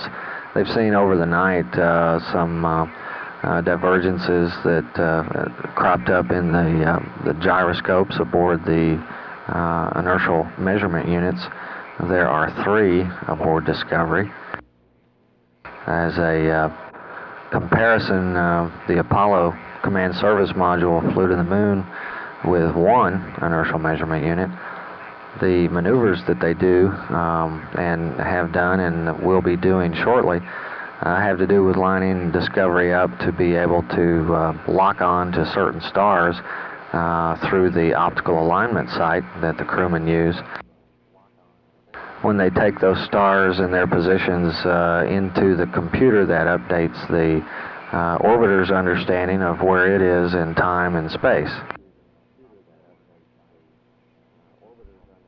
After they do a calibration of the optical alignment site, a procedure called a COAS-CAL, they'll Lowe read up to the crew a new position, a new maneuver we'd like them to go to, that will put Discovery in a position to take additional stars of opportunity, just to add more fidelity to the inertial references aboard the spacecraft. So no problem there. The crew will be doing that shortly, and then they'll be moving into activation of some of the mid-deck payloads. Now mission elapsed time 19 hours 15 minutes. And this is Mission Control. Houston, Discovery. Discovery Houston, go ahead. Okay, Dave, I've been on a secondary frenzy here for the last few minutes, and let me update you on where we are with all of these things. Thank you, we're ready, go ahead. Okay, I'm just going to page through the books, and I'll do it from front to back. IEF was activated at 19 hours and 10 minutes. The first 2 flashes went off right on time. It seems to be happy.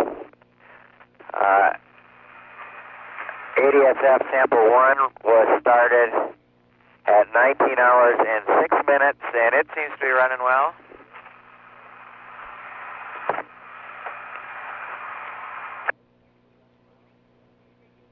Okay, ARC was deactivated at 19 hours and 1 minute.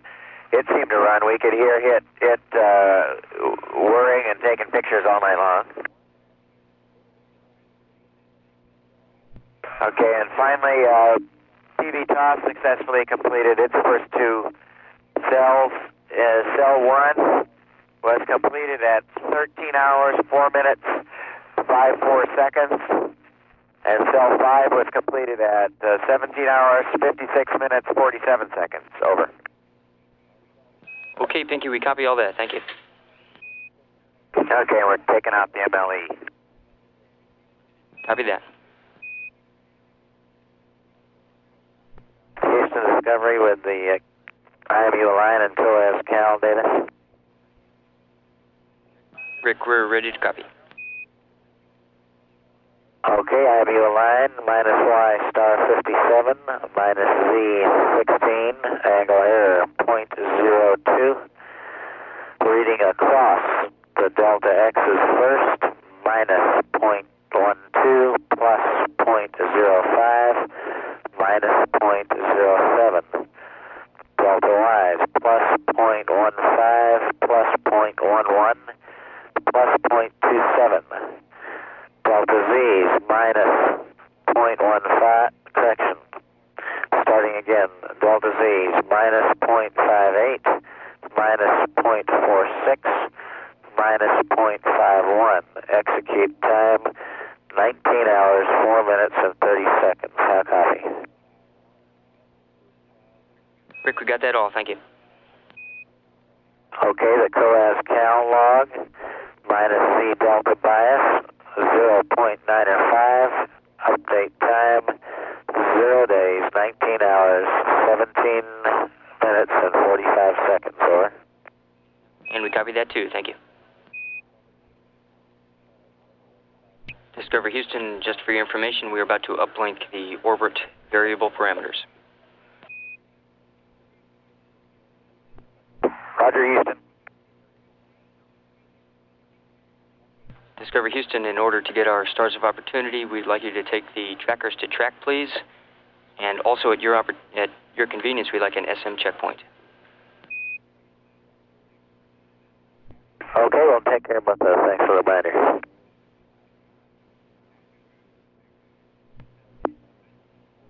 This is Mission Control. Mission elapsed time 19 hours, 58 minutes.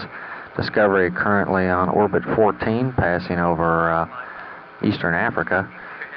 One of the sighting opportunities today is directly beneath Discovery about now. They're passing over a volcano in Ethiopia, which offers a chance to see some new lava flows. We regularly update the crew on interesting geological and... Discovery Houston, we're about 1 minute to TDRS East LOS. We should have you through iOS UHF for about another 5 minutes, though. To continue, we regularly update the crew on interesting phenomena around the globe that they might be able to photograph from the orbiter. One of those is underneath them right now, a volcano in Ethiopia. Another couple of opportunities that were mentioned in the morning mail to the crew on orbit 15. They'll be passing over the Yucatan Peninsula in Cozumel, and the desire is to see if there are any remnants of the damage of Hurricane Gilbert that may be visible from Discovery as they pass over. That pass will be at about a mission elapsed time of 21 hours, and then on the following rev at 22 hours 35 minutes mission elapsed time. Another opportunity to take a look at the eastern coast of Mexico, again to survey any damage due to Hurricane Gilbert, such as shoreline erosion and other features that may be visible from orbit. There are other opportunities today that Mission Control has outlined for the crew to take a look at some of the natural phenomena of planet Earth. For the mesoscale lightning experiment, the opportunities identified so far for today on orbit 18 at a mission elapsed time of 1 day, 1 hour, 22 minutes. Thunderstorms should be visible south-southeast of Hawaii or east-southeast of Guam when Discovery reaches the right position to take a look at those at 1 day, 1 hour, 22 minutes. Then on Rev 19 at 1 day, 2 hours, 52 minutes, they should be able to see a tropical storm east of the Philippines. On orbit 21, another tropical storm should be visible southeast of Cambodia. Mission elapsed time there 1 day, 5 hours, 54 minutes. Another item of interest from the morning teleprinter traffic to the crew, a piece of paper we refer to as the flight execute package, which is equivalent to the morning newspaper and contains updates to their crew activity plan for the day and other things such as Earth observations opportunities.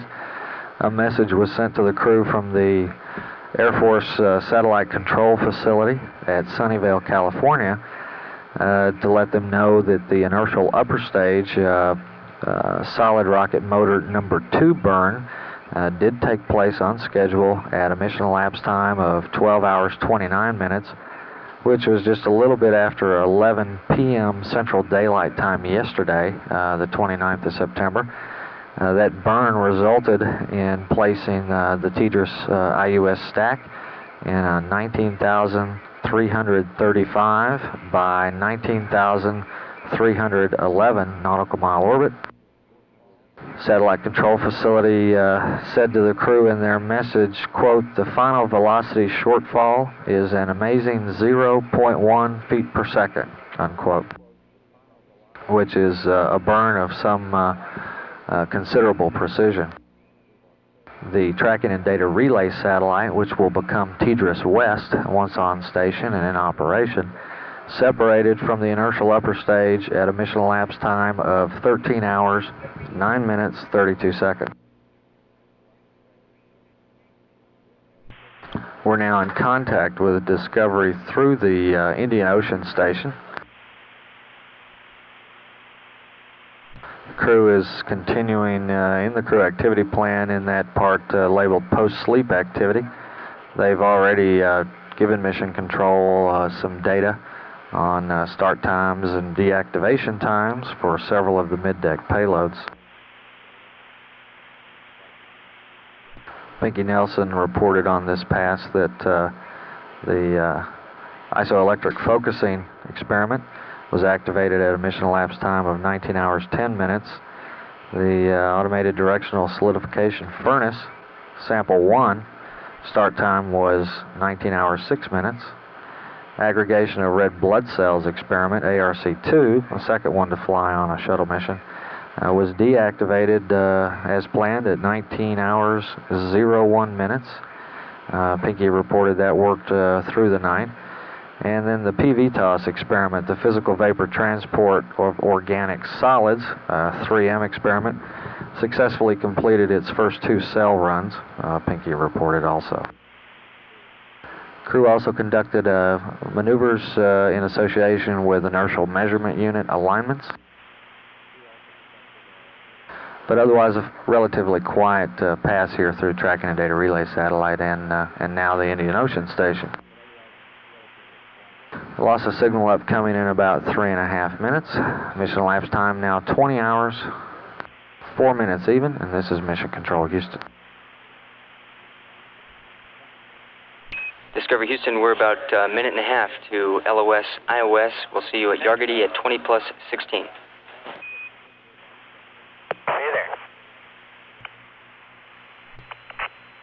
Discovery Houston through Yargity UHF for 8 minutes.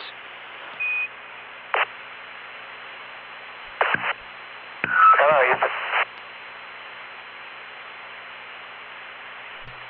Houston, Discovery. Discovery Houston, go ahead. Raj, wonder if we could move up the KU band deploy about an hour so that doesn't interfere with my participation in the PPE. Stand by 1, Dave. Discovery Houston for Dave. Go ahead. Yeah, Dave, you have a go to begin the KU band antenna deploy and activation. We'd like you to start it at Canberra so that we can take a look at it. We've got about 2.5 minutes to LOS Yargity. We'll see you at Canberra at 20 plus 24. Okay, I'll get to work on that. Discovery Houston through Canberra for 6 minutes. Loud clear, and we're about to deploy the KU band. Roger that. Houston, we got a good deploy on the KU band. Looks like dual motor time. We copy that, Dave. We've been watching. It's Mission Control, the crew reporting. They've successfully deployed the KU band antenna for high data rate communications between the orbiter and the control center here. They're running ahead of the timeline and got it out at a mission elapsed time of 20 hours, 26 minutes, and some seconds over Canberra. Discovery Houston, 1 minute to Canberra, LOS, Tidris East, next at 20 plus 46. See you there, David.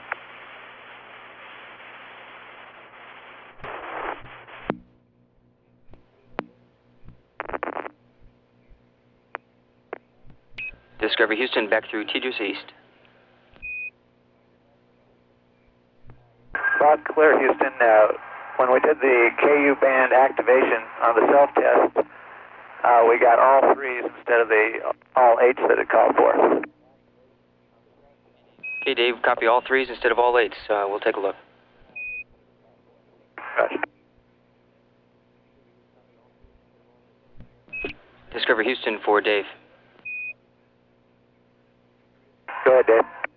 Yeah, with regard to your KU band activation, we have seen self-test fails in the past in flight vehicles. We think that you probably still do have a good KU band antenna. We're going to watch it in the comm mode down here on the ground. There is no further action required on your part. Okay, thanks a lot.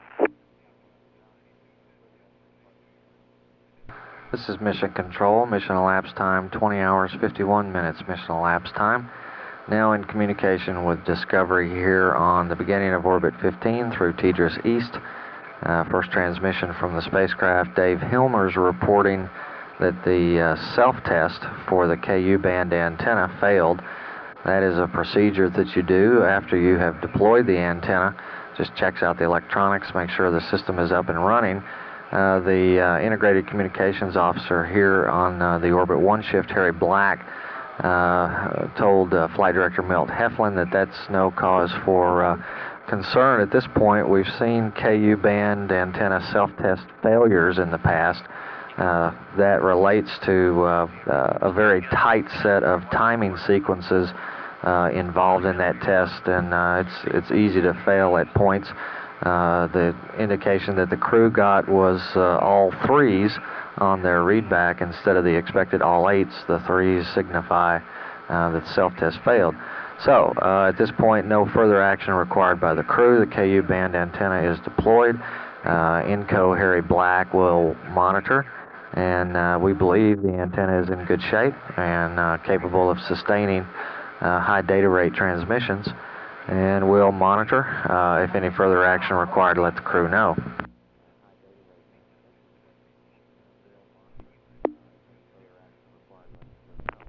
Discovery Houston, I've got about 3 flight notes for you when you're ready to copy. Stand by. Okay, Houston, go with your flight notes. Okay, the first one has to do with panel A7 uniform. In order to enable us to better monitor the KU band performance, we'd like you to take the video output downlink, that's a push button downlink, and then under video input, push the test push button. And that again will give us, enable us to monitor the KU band performance a little bit better. Also, we've noticed the cabin pressure is down to about 14.6 PSI. We would expect to see some flow into the cabin. To check that, we'd like you on panel MO10W to check that the 14.7 cabin reg inlet system 1 valve is open and that the system 2 valve is closed. And you can report back to us when you get that done. And the final flight note, we have been watching in temperature on SM spec 89. It's your ohms crossfeed center. The center crossfeed aux has been pretty stable at about 68 degrees. We would expect that to fluctuate a little bit more. In order to check that out, on panel A14, we'd like you to take the ohms crossfeed lines A to off and B to auto. Over. Okay, David, we got the starting backwards there. A14 ohms crossfeed A is to off, to B is to auto. We've got the 14.7 cabin reg system 1 open, 2 closed.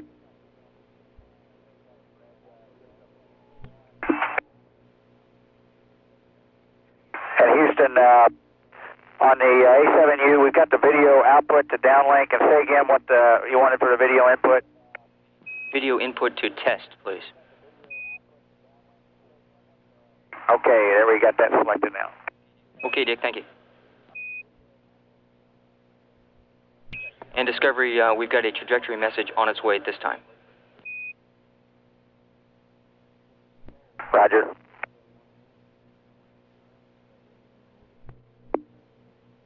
It's Mission Control at 21 hours 31 minutes. Mission elapsed time. Discovery now on orbit 15, passing over Central Africa. Another 9.5 minutes or so left in this tracking and data relay satellite pass. Crew has just recently completed a supply water dump, and the electrical environmental systems officer here on the ground says all the signatures looked good. So that was a successful procedure.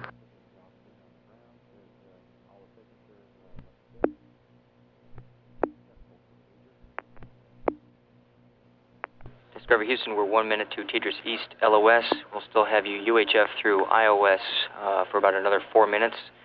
Then we should see you through Yargady for about 9 minutes at 21 plus 51.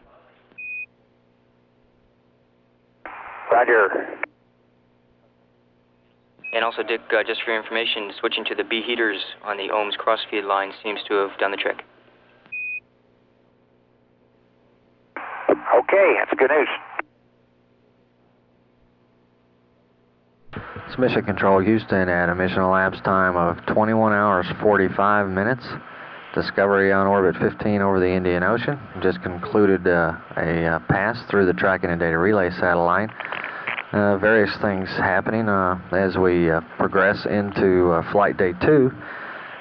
Just as they were going over the hill, Capcom David Lowe reported indications here on the ground show the actions taken with regard to temperature sensor on one of the orbital maneuvering system crossfeed lines.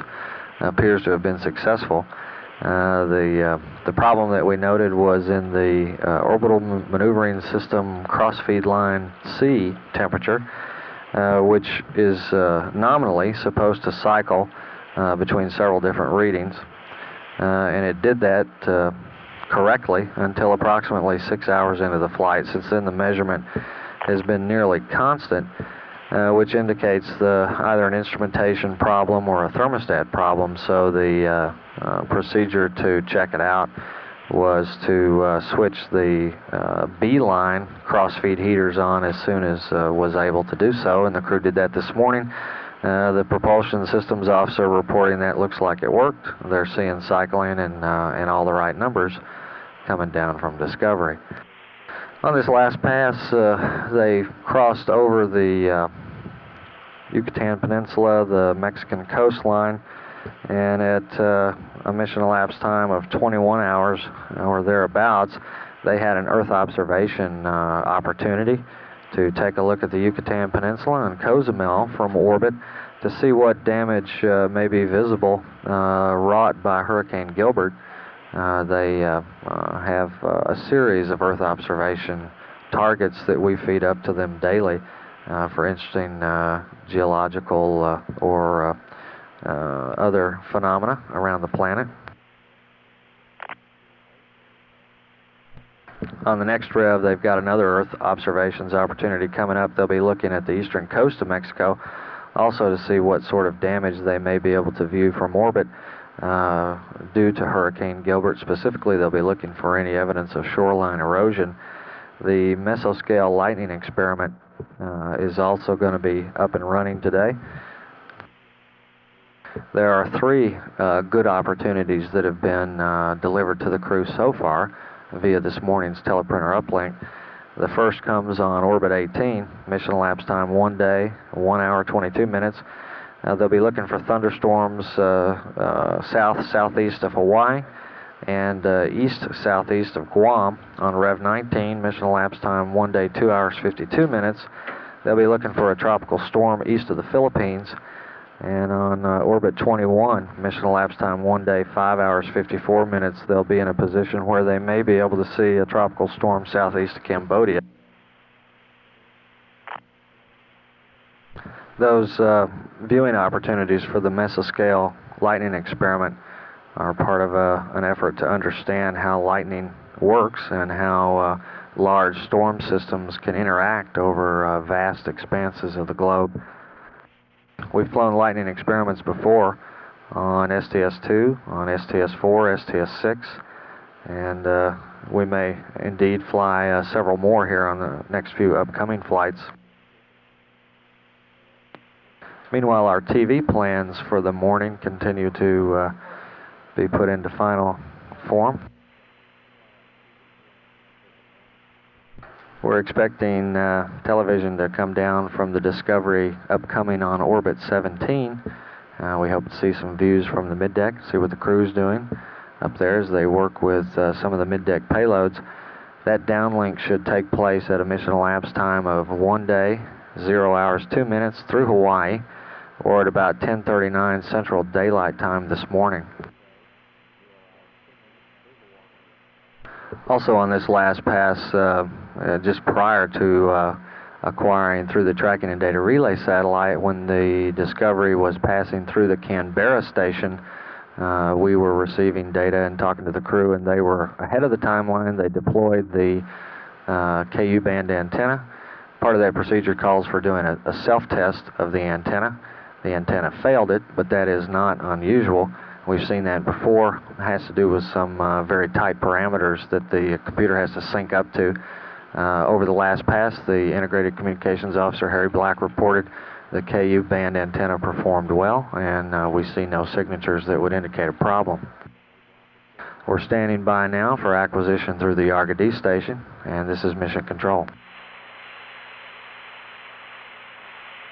Discovery Houston through Argody, UHF for 9 minutes. I'm clear.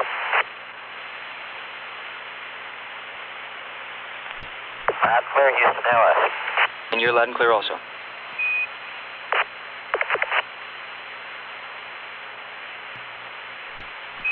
Discovery Houston, we're about 1 minute to LOS Argody. We should have about a 20-second dropout and then pick you back up Canberra.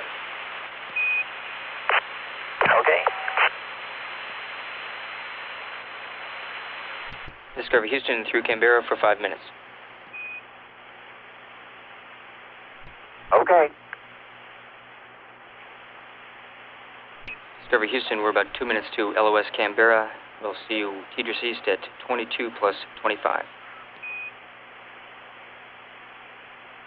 Roger. And Discovery, also, with your concurrence over TDRS East, we would like to take control of the cameras for some video of the payload bay. So, again, with your concurrence, we'd like you to take the TV control switch to command once we get over TDRS East. Okay, that won't be a problem. We'll let you do that. And we might even have some cabin TV. Okay, sounds great.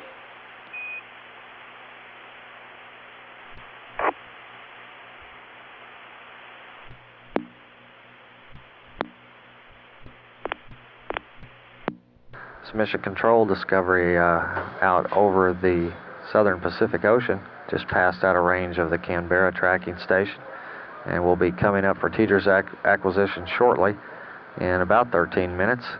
When we do, shortly after we pass into the range of TDRS East, we expect to be taking some television from Discovery, some unscheduled payload bay views that the crew is going to be kind enough to send down to us. That should take place around mission elapsed time 22 hours 25 minutes, or approximately 9:02 a.m. Central Daylight Time.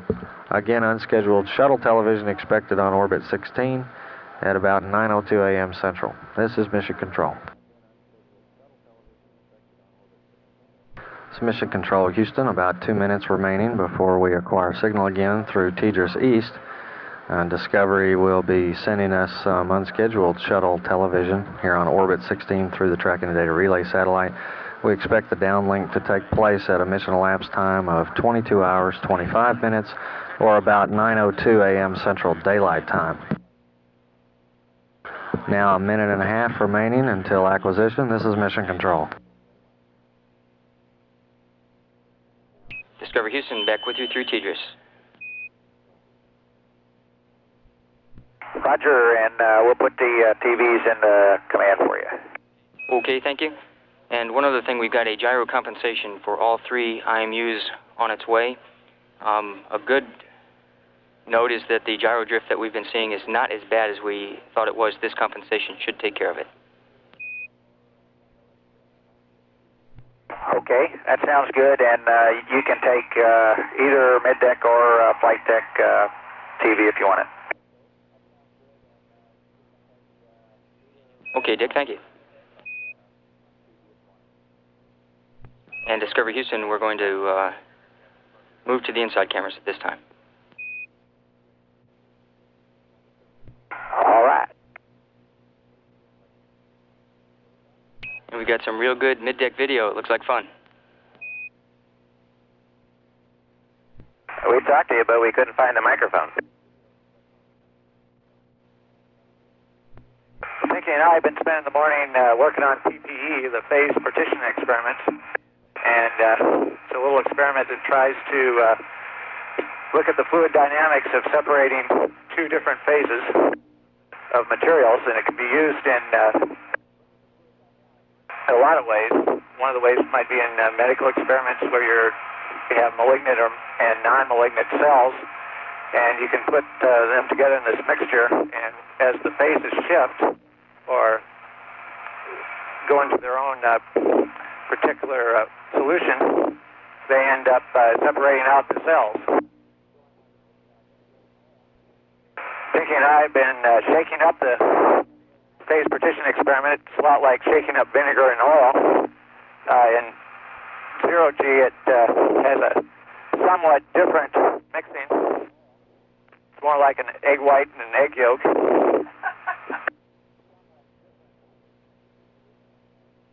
I guess one of the things that this can show is the use of people in space. We can look at the experiment, see if there are any unique changes and observe them. We can take pictures as we see unique changes and possibly modify the experiment with the concurrence of the PI, of course. Discovery Houston, Dave, thanks a lot for those words. I just want to let you know also that we have lost TV downlink because of blockage on the antenna. We should be getting that back shortly. Okay. And Discovery Houston, we got some video of the mid-deck back again. Roger. Houston, Discovery. Discovery Houston, Pinky, go ahead. Okay, just a little thing for the PI on the PPE. You can see this Rube Goldberg contraption we've got this thing set up with all the arms and that, and it's kind of flimsy. We were thinking about next time that we run this later on today, mounting the light, putting some Velcro on it and mounting the light on the surface of a locker so that it's held down a little more securely and we won't be shaking it, you know, even as slightly as we are by turning the light on and off. You might ask him if that configuration's okay with him. Okay, Pinky, we certainly will. Thank you. Okay. And we've also noted on that one that the light doesn't seem to affect the temperature at all, and if we could leave the light on, that would reduce the impact we have on the experiment by putting small motions in it when we turn the light on and off. I think you will ask about that also. And Dave, you can tell the experimenters, all of us are in the process of doing our medical DSOs, and Pinky and I, in between PPE pictures, are going to be doing the otter goggle. Okay, that message is going. Discovery Houston, for Pinky, we've already got word back from, with regard to PPE. It is not okay to leave the light on, but it is okay to mount it where you would like to mount it. Okay, that's what we'll do. And Discovery, we're up on the flight deck now, too. we're coming over the eastern coast of Mexico right now and trying to get some pictures to see if we can see any damage that was done by that hurricane that missed us. Copy that. And Discovery Houston, we got payload bay views at this time.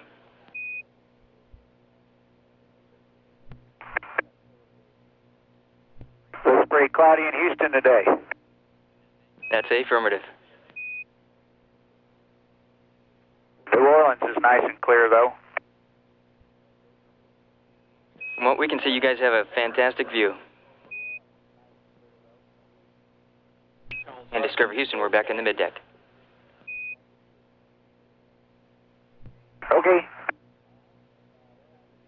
And in fact, we're on the flight deck now. All right, and we're out here taking pictures of some great-looking spiral eddies for Dr. Stevenson. He'll be happy about that. And I'm sucking on a piece of cotton for the medical folks. And they'll be happy about that. And Discovery, we're back out in the payload bay again.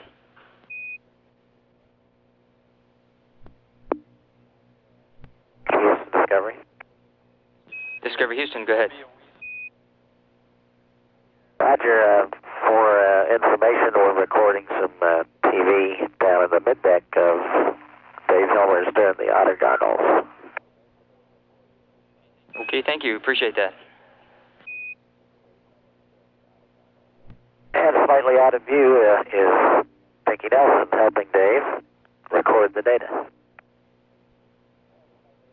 And we're looking at it now. And Discovery Houston, we just lost the picture because of antenna blockage. Looks like we won't get any more this pass. We appreciate it, guys. We enjoyed it. You're welcome. Houston, mission elapsed time 22 hours, 58 minutes. Concludes for now our television from Discovery, geometry being such that the KU band antenna is in blockage, so we won't be getting any more TV on this Orbit 16 pass. Rather lengthy television downlink showing us the activities underway this morning on Discovery. Included views of mission specialists downstairs working on some of the middeck experiments. Upstairs on the flight deck, pilot Dick Covey and Commander Rick Houck looking out the overhead windows on the aft flight deck at some of the spots along the Gulf Coast as they passed over on this rev. One of the things they were attempting to do was get some photography looking down on the east coast of Mexico, see if there's any evidence from orbit of shoreline erosion due to the passage of Hurricane Gilbert some days ago.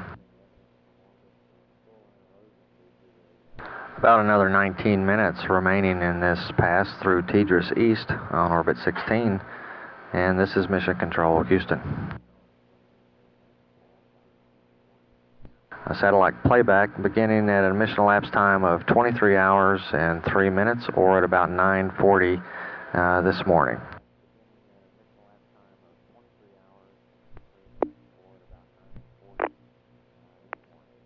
Discovery Houston, we're about 2 minutes to Tidris East LOS. We'll see you at Yargady at 23 plus 28. Okay. And Discovery, just one more thing I meant to get to you. We earlier did receive a very good TV test pattern, and we got a good ops recorder dump last pass. So we on the ground are considering your KU band antenna to be a good antenna. Okay, we understand KU band is good.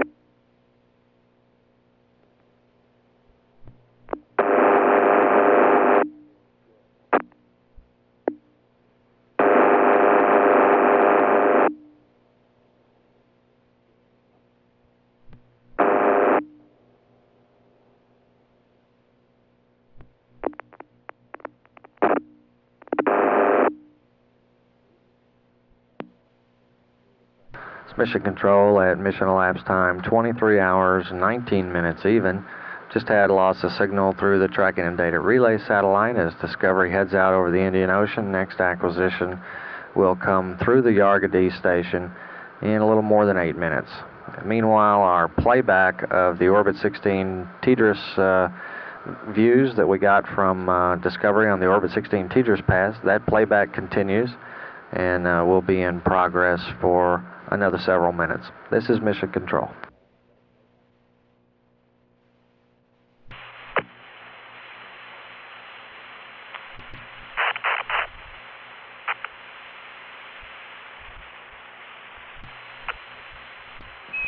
Discovery Houston, Yargadee UHF for 9 minutes.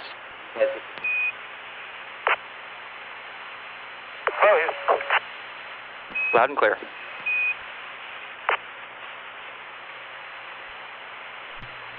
Discovery Houston, we're about 1 minute to LOS Yargadee. We are supposed to pick up Canberra in about another minute. However, we've got a real low elevation on that. If we don't see you at Canberra, we'll see you at TDRS at 1 day, 0 hours, 2 minutes.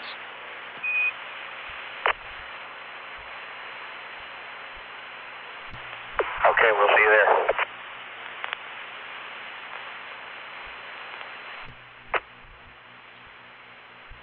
It's Mission Control at 23 hours, 37 minutes mission elapsed time. Currently Discovery over the Australian continent. We are expecting upcoming on Orbit 17 through tracking and data relay satellite some more television from Discovery. That downlink should take place at a mission elapsed time of 1 day, 0 hours, 2 minutes, or a central daylight time of 10:39 a.m. this morning.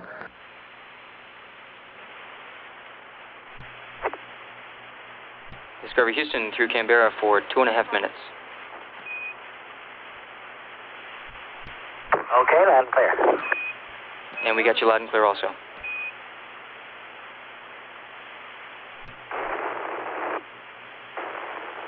Discovery 1 minute to Canberra LOS. See you TDRS East, 1 day, 2 minutes. Okay.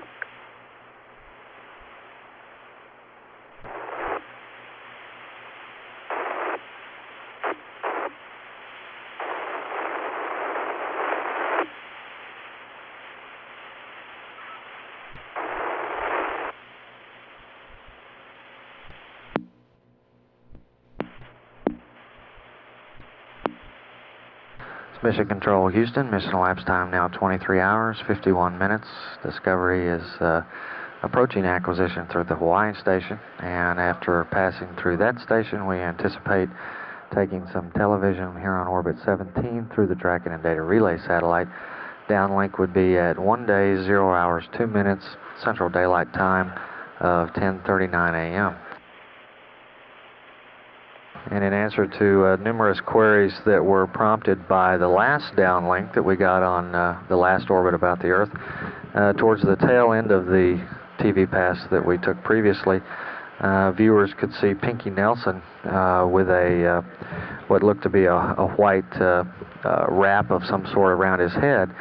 That's part of the medical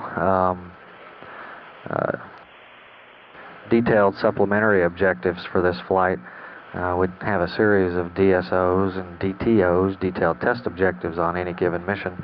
That particular one was the otolith tilt translation reinterpretation, DSO 459, the objective of which is to collect data which will allow development of a trainer to pre-adapt astronauts to the sensory changes produced by microgravity.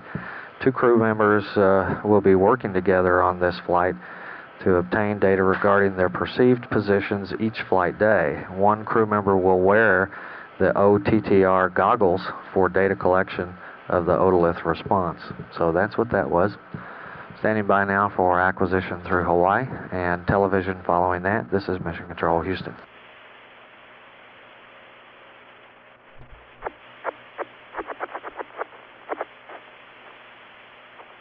Discovery Houston, it looks like I lied a little bit earlier. We got you through Hawaii now for about 5 minutes. Okay, won't hurt your credibility any there. Discovery Houston, 1 minute to Hawaii LOS. We'll see you TDRS in about another minute. Roger, Houston.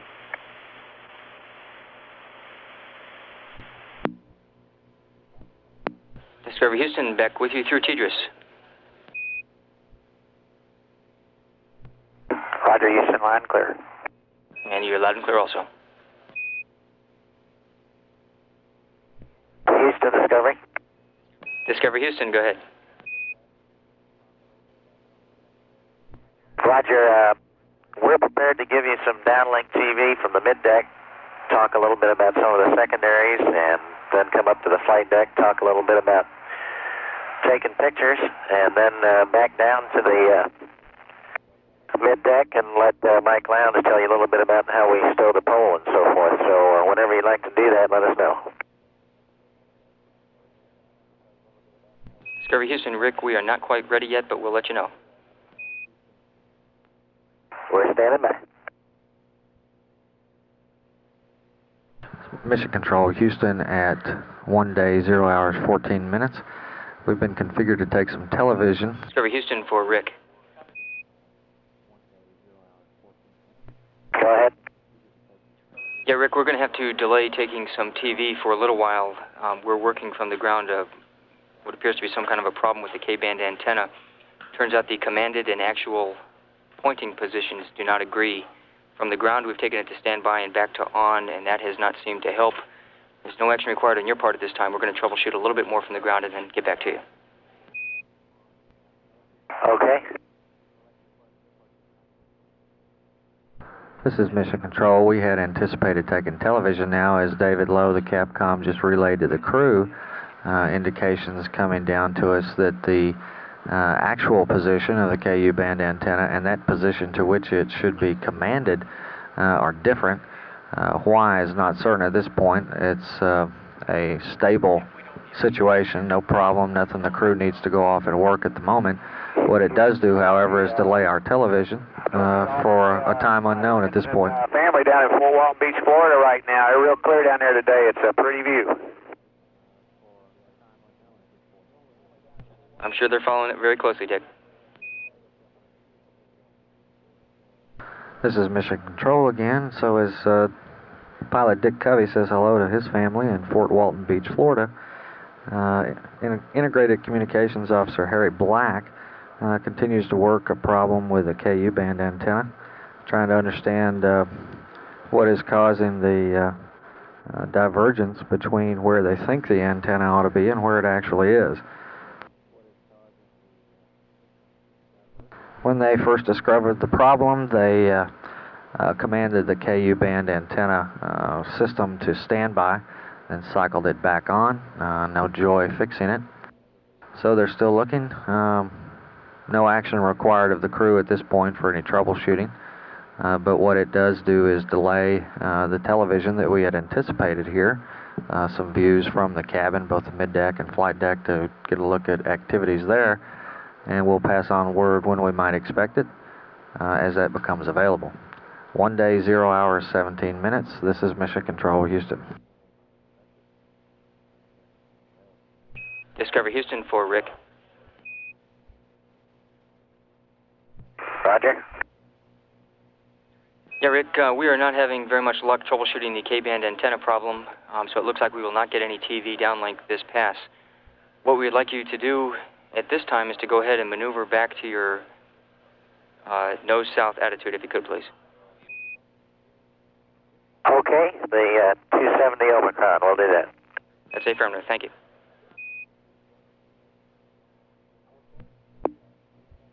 Discovery Houston, we're about 2 minutes to TDRS East LOS. We'll see you at Yargady at 1 hour, 4 minutes. Okie dokie. We're enjoying lunch. I bet you are, and Rick, we're working on some troubleshooting procedures down here for the K-band antenna. All right. Well, we'll enjoy using our mechanical talents. You might have to. It's Mission Control, Houston. We've had loss of signal through the tracking and data relay satellite. Expecting acquisition over the Yargady station in about 7 minutes. On this last pass, we encountered problems with the KU band antenna that flows both high data rate communications and in many cases television to the ground. We had hoped to take television scenes from Discovery on this last pass. However, that wasn't possible due to the difficulties in pointing and commanding the KU band antenna. A little bit about that device. It is stowed inboard on the sill of the payload bay just aft of the crew cabin until such time on orbit as it is ready to be used, and then it swings out and is deployed in that manner. When we have a satellite such as the TDRS in the bay, as we did yesterday, there are oftentimes with various payloads, especially and specifically a TDRS, requirements that keep you from flowing those high data rate KU signals out of the payload bay. So it wasn't until this morning that we deployed the KU band antenna following the departure of TDRS yesterday. When it was deployed over Canberra a couple of orbits ago, Dave Hilmers then executed the next step in that sequence, which is to conduct a self-test of the unit. It failed the self-test, but that in itself at the time did not seem suspicious to the INCO officer here, the Instrumentation and Communications Officer, simply because we've seen that signature before with this particular piece of equipment. The KU band antenna has some very tight time sequences within its test of itself, and it's not uncommon to fail, but also to be in, for the test to fail, but for the satellite dish itself to be in good shape and good working order. And indeed, on the following TDRS pass, it was so. At any rate, it showed up with problems on this most recent pass through the TDRS East signal coverage area. The problem appeared to be in pointing and commanding, and it boils down to the fact that the dish was facing in one direction, but should have been commanded to be facing in a different geometry. So they're still working it, and we will let you know again on that one as more information develops. Right now, Discovery out over the Indian Ocean. We're at 1 day, 0 hours, 59 minutes, and this is Mission Control, Houston.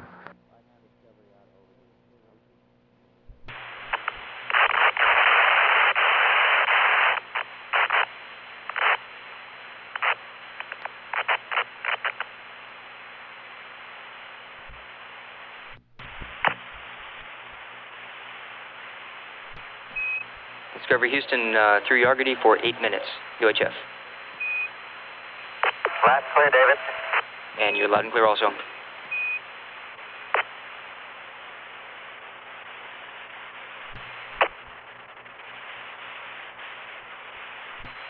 Discovery Houston.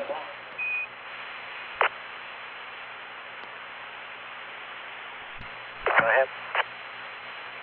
Yeah, Rick, just a heads up for this upcoming Hawaii pass. Prior to Hawaii, we would like you to set up your payload bay cameras. I guess that would most likely be cameras B and C, so that over Hawaii, we down here on the ground can get a good view of the K-band antenna. We want to see if the positions that we're reading here on the ground coincide with what it looks like the antenna is pointed at. Another thing, if you can verify at this time that the KU power switch is in the on position, we'd appreciate it. Okay, wait one. Okay, the KU band power switch is on. We're in command right now, of course. Okay, we copy that. We're going to lose you here in about a minute and a half. We'll pick you back up at Hawaii at 1+29. And another heads up for you, it looks like we're probably going to ask you to do some manually slewing of the antenna, but hold off for our call on that. Okay, thanks for that planning factor.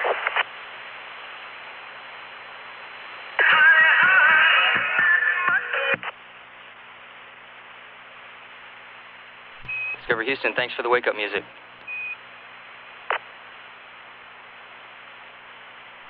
There's lots of music. This is Mission Control at 1 day, 1 hour, 13 minutes. Loss of signal through the Yargady station. And as we were passing over the hill, we got some unexpected music from the crew. They're in the midst of lunch right now.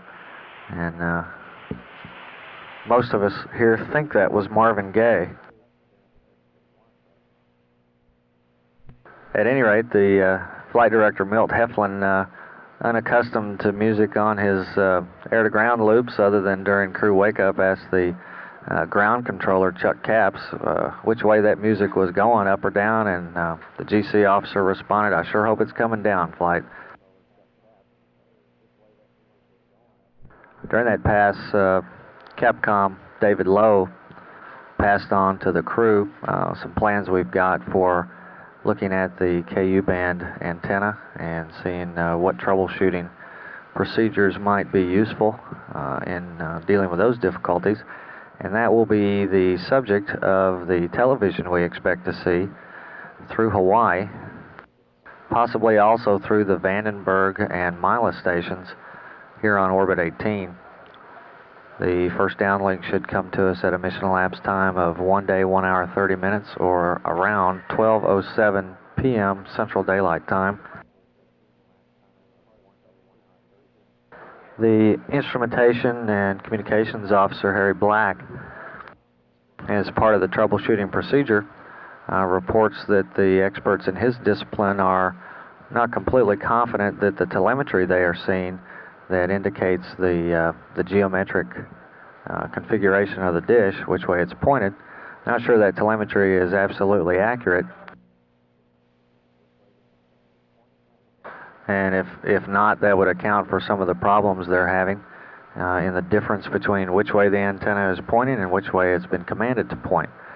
So, empirical evidence being the best in many cases, they will fire up a couple of the payload bay television cameras and ask the crew to train those on the dish and take a look at it, compare its position with the position that it is indicated to be in by the telemetry. The next phase of that troubleshooting procedure, if it were to be necessary, would be to ask the crew to do some manual movement of that dish through switch throws on board. And the conservative approach that they would take in those movements would be any movement that the antenna takes should be toward the stowed position, just in case there is a problem that we can't fix while we're up in orbit. We'd be that much closer to having the antenna in its best configuration for entry.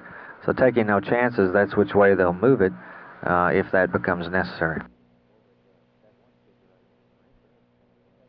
As we approach acquisition through Hawaii, the Orbit 1 team is talking with counterparts and colleagues on the Orbit 2 team as the shift handover here in the Mission Control Center has begun. It'll go on for another hour or so. So for the crew, it's lunchtime. For the Orbit 1 flight controllers, it's the end of a long day. And we'll be looking forward to some television through Hawaii upcoming shortly. This is Mission Control, Houston. Discovery Houston, back with you through Hawaii, and we're picking up some good TV. Okay, unfortunately, the sun angle is not very good for the black and white camera. Charlie, I've panned it away from the KU band because it was ATC was cycling on it. Okay, we copy that. Camera D is pointed directly at the electronics package, the pedestal rather. But I'm not sure what you can get out of that. Okay, Pinky, we're taking a look at it. As you said, the lighting's not too great, but we're looking at it. And Houston, I've given you command to move the antenna, or the TV as you see fit. Okay, Rick, thank you. Houston, I can tell you where it looks like the dish is pointing just looking out the PLT's window. That's affirmative, Rick. It is following the commands at this time. And we're still talking about it down here. Okay. And Discovery Houston, at this time we would like you to manually slew the antenna to the stow position. That stow position is elevation minus 27 degrees, azimuth minus 123 degrees. Again, that's manually slew it at slow rate, please. Okay, Henry. This is Mission Control. We're taking a variety of views from the payload bay cameras of Discovery. Effort to take a look at the KU band antenna. Inco Harry Black reports that when they did come up over Hawaii and got a look at which way the antenna was pointing, it was obvious that it was following the commands that had been sent. It was tracking its command path. However, they're still not sure what the failure mode was when they tried to bring it up and use it on the last TDRS pass. So not being sure of that, what they've asked the crew to do also as part of the checkout here is just to manually slew the antenna, but to be conservative, to slew it toward the stow position. Discovery Houston, just for your information, we are controlling the payload bay cameras at this time. Okay. Discovery Houston, 1 minute to Hawaii LOS. We'll pick you up TDRS East in about 2 minutes. Okay. It's Mission Control. We're losing our video signal through the Hawaii station. We will come out of the Hawaii footprint and enter coverage of TDRS, then drop down to the Vandenberg station for some more television. As we left and lost the television from the orbiter over Hawaii, Commander Houck had gotten the right elevation on the antenna and was working on its azimuth. A note for those not familiar with the KU band antenna and its operations: it is again a dish that's used to send and receive high data rate transmissions.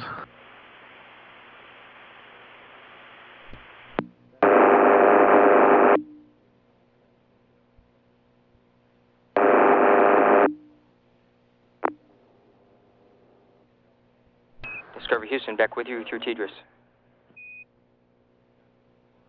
Okay, and Dave is sweetening up the angles right now. Okay. That motion that you see right now is self-induced. Okay, Rick, thank you. You want us to move it out of that area? Stand by 1, please. Houston, Discovery. Discovery Houston, go ahead, Rick.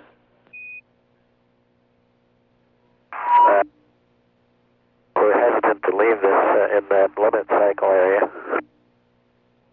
Rick, we understand that, so are we. We were discussing possibly completely stowing it at this time, but we need another minute or so.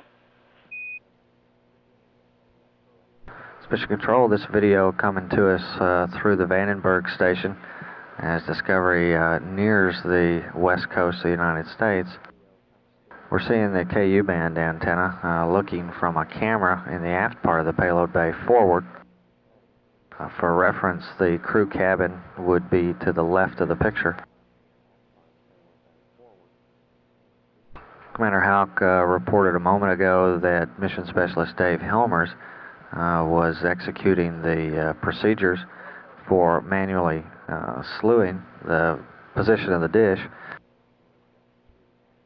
The oscillation that we're viewing now is something that should not be happening, although it is not well understood. They believe they've got good possibility to get the manual procedures to stow the dish. Discovery Houston, at this time, we would like you to take the power switch to standby, please. Okay. Stop. Okay, it looks like it stopped the motion from here. Right. Mission Control, we're passing out of the coverage range of the Vandenberg station, passing through a keyhole. Next possible television here would be through the Mila station shortly.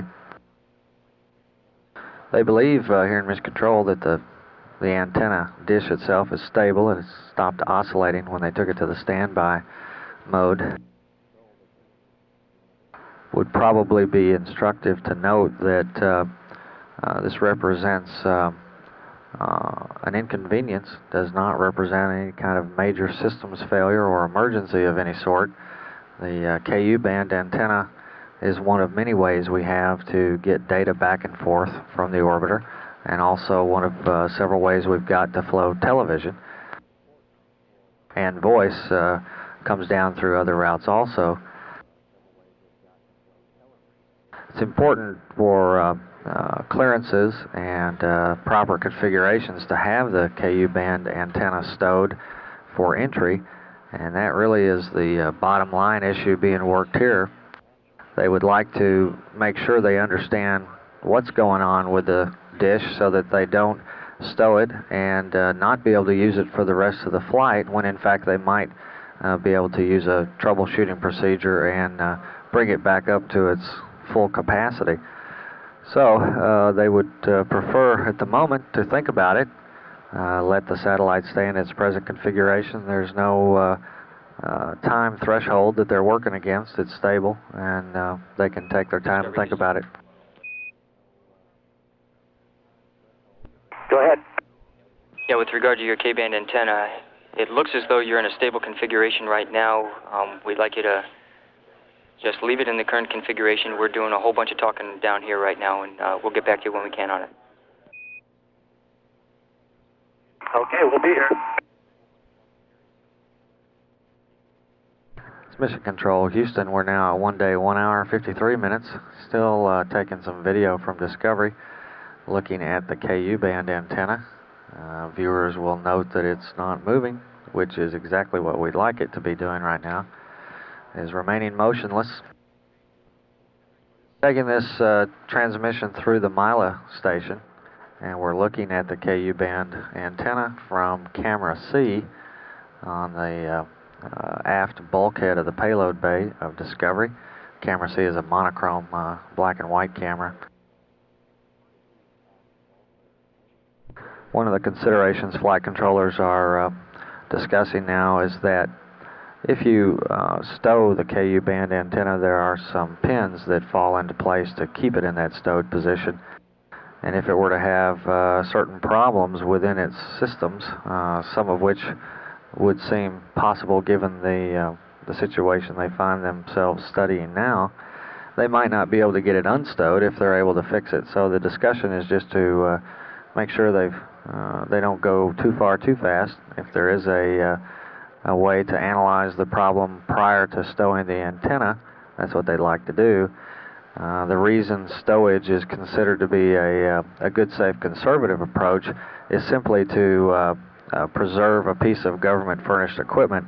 There's no issue relating to safety or impact to timeline or the crew or the vehicle. Were the antenna to be stuck in its extended position, and were it not able to be stowed, there are devices built into that appendage which would sever it and jettison the antenna to allow closure of the payload bay doors.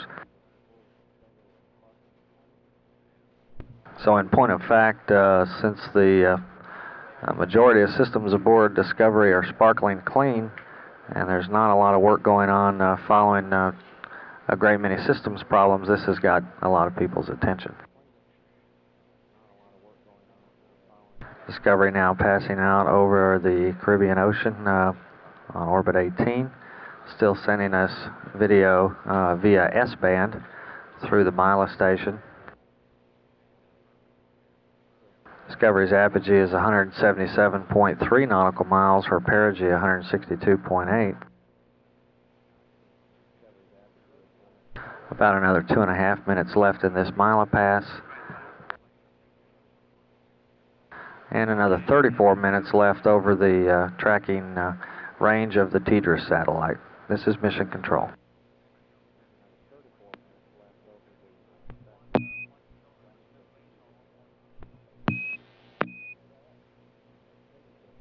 Discovery Houston for Pinky. Okay, go ahead. Yeah, Pinky, I've got a note with regard to the questions that you asked earlier on PPE photography.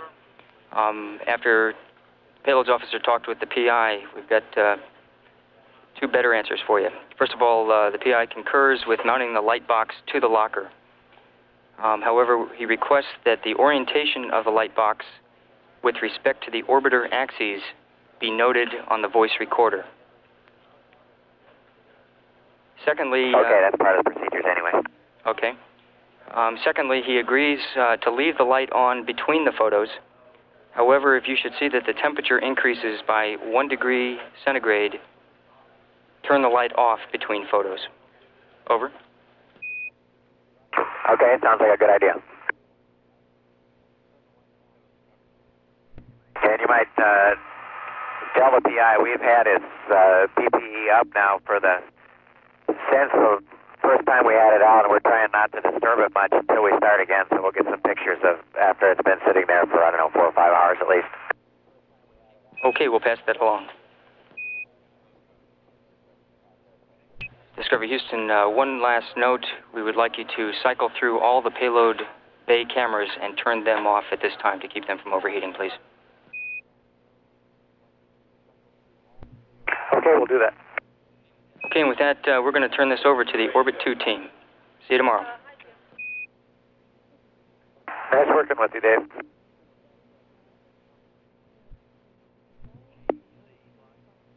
This is Mission Control. We have about 21 minutes remaining in this TDRS pass. Here in Mission Control, the Orbit 2 flight control team, led by Flight Director Chuck Shaw, has assumed control of the flight. Flight controllers are still looking at the problem with the tracking data relay satellite antenna, the KU band antenna that we use to transmit through the TDRS East. That antenna would not go into its fully stowed position earlier when the crew tried it, and we're still looking at that on TV when we have an opportunity to check it out. The communications officer cannot yet determine what kind of failure has caused the problem. It is very similar to a problem that was experienced on Mission 41G. They are continuing to look at that and decide what options to take. If we can get the antenna close enough into the stow position that the pins can go in and lock it down, it will be stowed for the remainder of the mission. At mission elapsed time 1 day, 2 hours, and 21 minutes, this is Mission Control. Discovery Houston, we are 2 minutes till TDRS East LOS, Yargity next at 2 hours, 41 minutes. Orbit 2 team is on console, looking forward to working with you today. Okay, we'll talk with you, Yargity.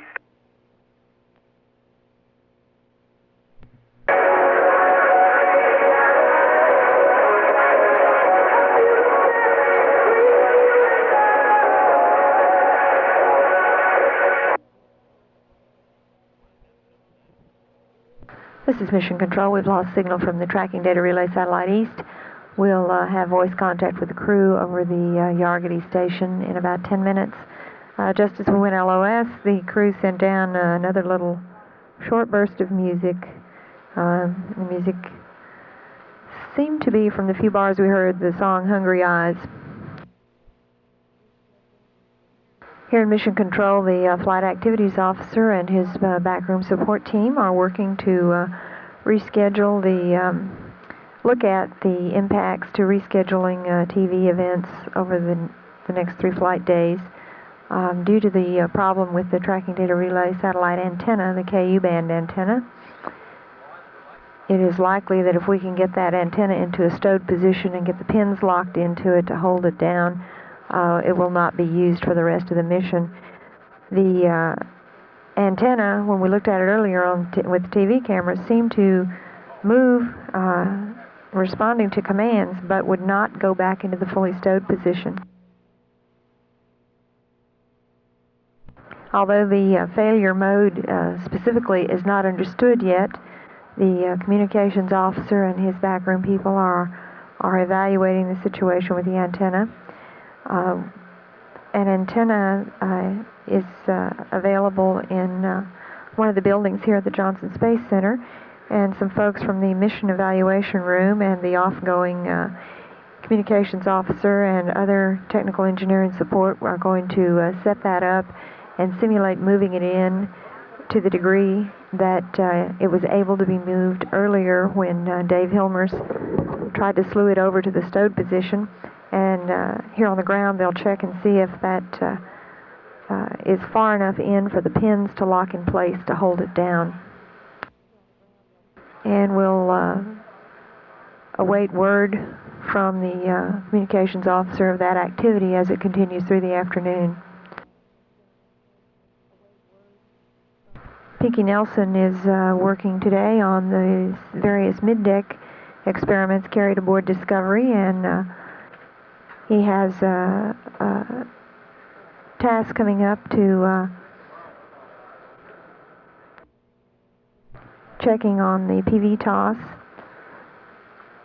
and he has already activated several of the other, including the aggregation of red blood cells, so that one was deactivated earlier today. The environmental systems engineer, the ECOM, and his back room are continuing to study the problem with the flash evaporator system. It is slowly thawing, we hope, using the radiators at a little higher temperature than normal to try to thaw that out, but it's a slow process, and we'll be getting further information on that as the workday moves along. This is Mission Control.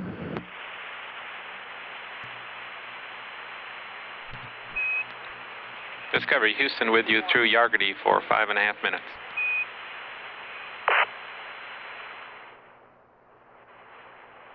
Afternoon, Houston.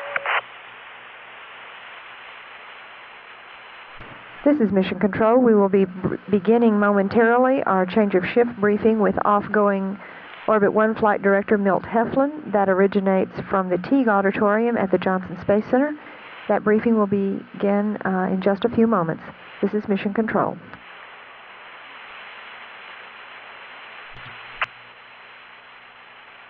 Discovery Houston, 1 minute to Yargity, LOS, Guam next at 2:52.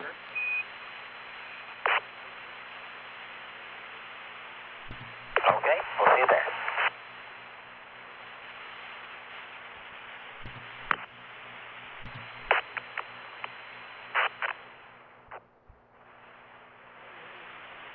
This is Mission Control. We're 1 minute to AOS Guam. Discovery Houston with you through Guam for 8 minutes. Okay. All's going well on board. How's everything down in Houston? It's going pretty good, Rick. We're spending a lot of time discussing KU and FES, and hopefully by the end of the day we'll have some actions for you. Okay, I know you're working a lot harder than we are. We appreciate it.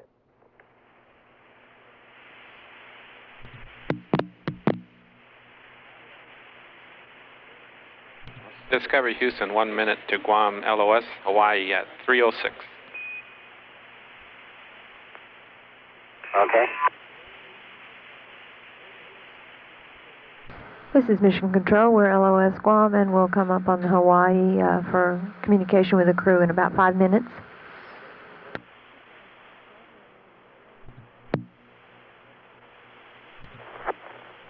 Discovery Houston through Hawaii for 8 minutes. Loud and clear. Discovery Houston, 30 seconds till Hawaii, LOS, should be on TDRS within 2 minutes.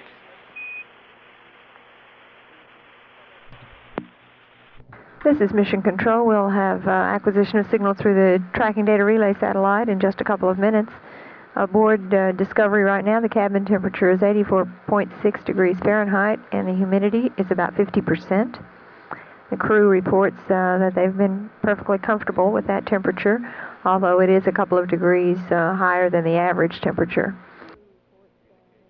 It's fairly quiet in the Mission Control Center right now. Flight controllers are monitoring their systems. The ECOM officer, consumables and environmental systems. Houston, now on TDRS East. Loud and clear. Crew has been fairly quiet the last couple of ground station passes, and they've completed their mealtime now and are doing some regularly scheduled daily housekeeping chores aboard Discovery. This is Mission Control.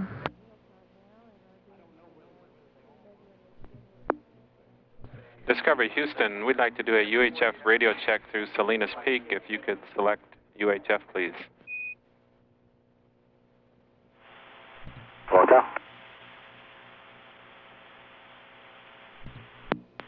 Discovery Houston, UHF only through Salinas Peak. How do you read? Houston Discovery coming back to the air to ground 1 in UHF. Say again, Discovery. This is Mission Control, the Capcom call to the crew on UHF. Discovery Houston, radio check, UHF only through Salinas Peak. How do you read? Houston Discovery, how do you read? Loud and clear, Discovery. How us? Okay, you want me to select air to ground only? I'm sorry, air to air only and turn off air to ground 1 and 2?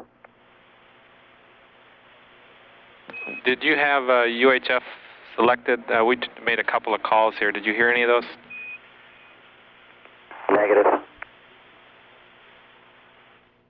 Okay, we tried a couple of different radios out there, and it didn't seem like any of them worked, so we're going to drop the continuation of that check and talk to you through TDRS. Okay. This is Mission Control. Due to no response, the first couple of calls from the Capcom on a UHF radio check, they've dropped that test for the time being, and we'll communicate with the crew through the TDRS.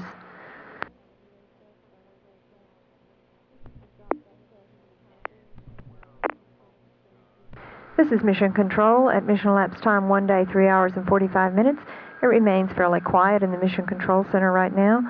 The INCO communications officer continues to look at the KU band problem we've had. He hopes to have some information for the flight director within the next couple of hours.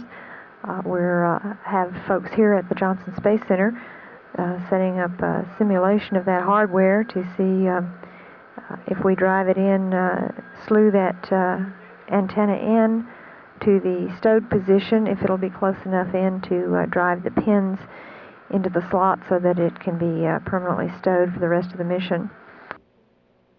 He's also looking at the failure signature and analyzing some data, seeing if perhaps good news might be that perhaps that was a transient problem and could be recovered. So he is analyzing the whole situation very carefully and thoroughly, and his backroom folks are busily working on that. Crew continues through the timeline, and on schedule. And we have about 20 minutes remaining in this TDRS pass. This is Mission Control.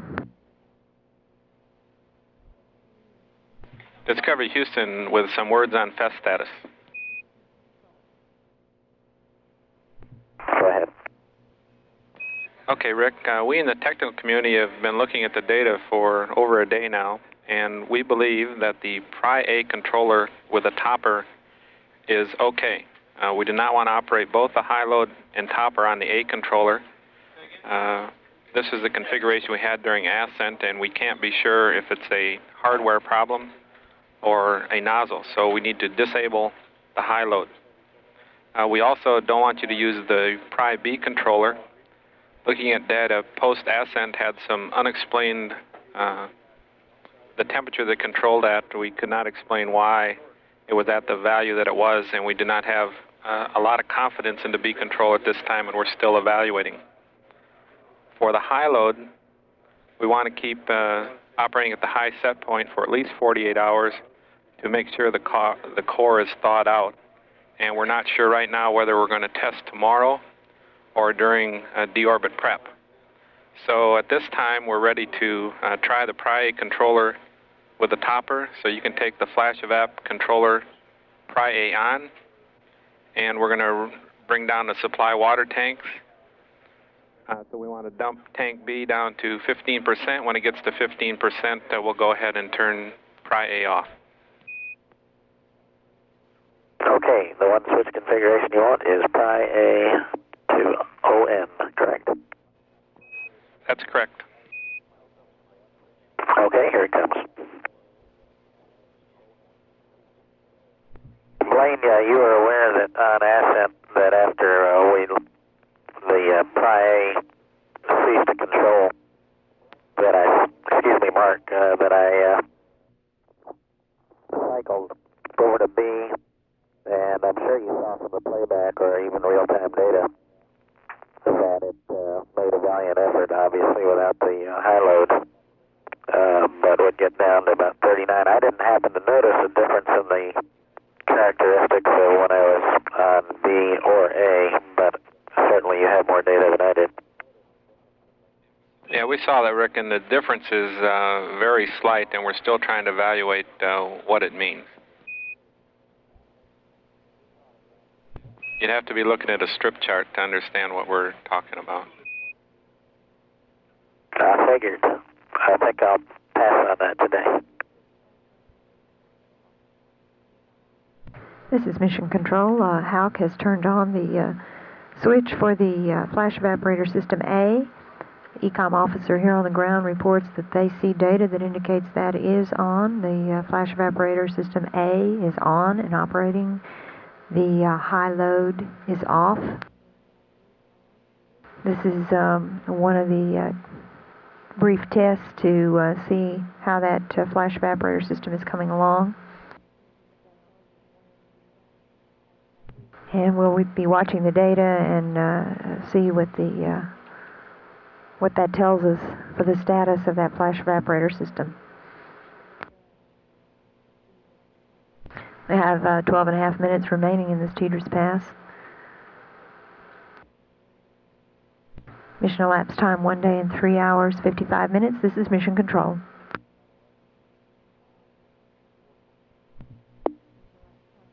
Discovery Houston, we are 2 minutes till TDRS East LOS, Guam at 4:28. Goodbye.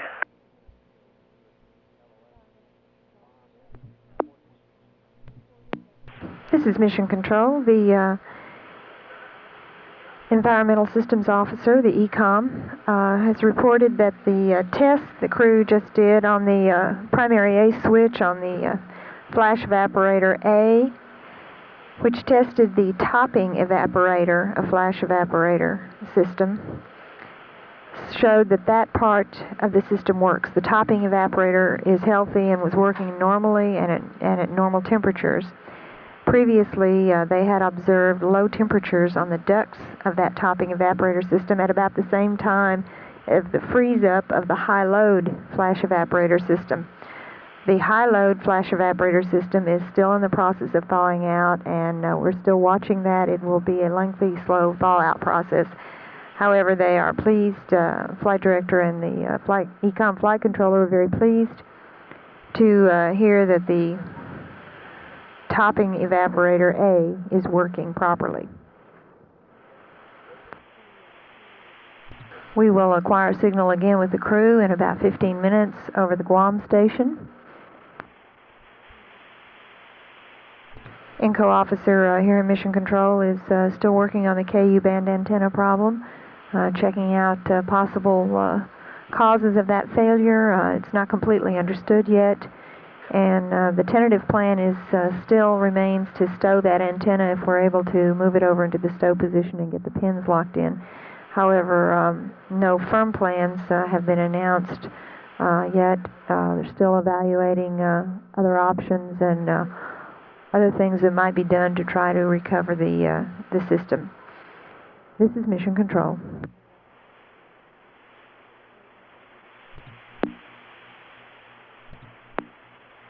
This is Mission Control. We're about 4 minutes from AOS at the Guam ground station. Following LOS at Guam, we'll have a few minutes without communication with the crew. When we come back over the Hawaii station at mission elapsed time, 1 day, 4 hours and 42 minutes, about 3:20 p.m. Central Time, we expect to have downlink TV live from the shuttle. Should be mid-deck views. Once again, that television is scheduled for 3:20 p.m. Central Time over the Hawaii ground station. This is Mission Control.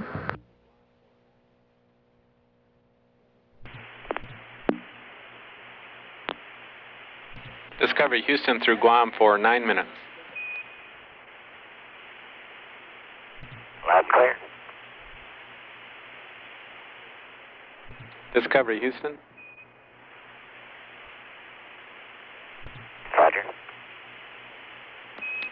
Yeah, Rick, I'd just like to talk a little bit about the FES and how that's going to work the rest of the day and tonight.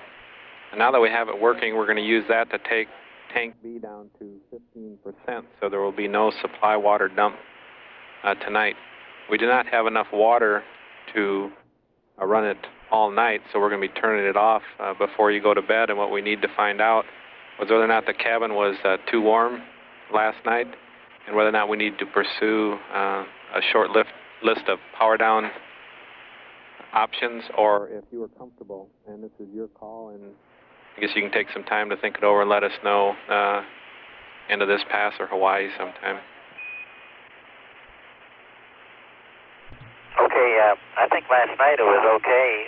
One difference tonight from last night is ADSF stays on all night, and that's fairly warm, so I guess I'd be interested in what the proposal would be for the limited power down in case we found ourselves getting too warm over the night. Okay, Rick, our leading candidate right now is Eclipse SSR-6, if you want to take a look at that. My gosh, we're going to have to take out the mail book, okay? Do you think this is a simulation?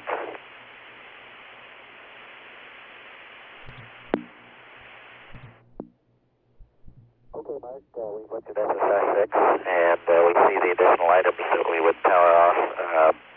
To be more specific, last night, in fact, both Covey and I were a little chilly in our shorts last night, overnight, so I suspect that SSR-6, if we needed to invoke it, we could do that, but right now I suspect we can keep the configuration as is. Okay, Rick, it's pretty much your call. If you want to keep it as is, that's agreeable with us. Was your proposal that we do SSR-6 now if we felt we would need to cool off the cabin? Well, not at this time. Later today, when we go off the FES, we'd propose doing it for instance, overnight. But that's pretty much your call, as we said. Okay, good enough, and we're getting a little pre-cooling from the FES work. We're in good shape. Thanks. And we're coming up on LOS. We'll be talking to you at Hawaii at 4:43. See you there. This is Mission Control. We're 1 minute to AOS at Hawaii, and we're expecting downlink TV there at the Hawaii ground site. From the crew, it'll be mid-deck views of the crew doing some of the mid-deck payload activities. The SSR-6 that the Capcom referred to a few minutes ago is an in-flight malfunction procedure in the malfunction book that has to do with powering down some of the systems in the crew cabin, and the crew, if they choose before they go to sleep, can do that. That power down would reduce the heat from electronics equipment and could help reduce the cabin temperature. The crew reports that they were comfortable last night and that they don't think that'll be a problem. However, it's their call if they use that procedure. temperature in the cabin currently is 82.4 degrees Fahrenheit with a humidity of 33%. And we'll be looking for our TV here in just a few moments. This is Mission Control. Discovery Houston through Hawaii for 8 minutes. Howdy, Houston. This is Mission Control. Unfortunately, our television on this Hawaii pass has been canceled at the last minute. We don't know exactly what happened, but the TV was unable to get downlinked, so we'll try again on orbit 21. For the present time, that Hawaii TV has been canceled. This is Mission Control.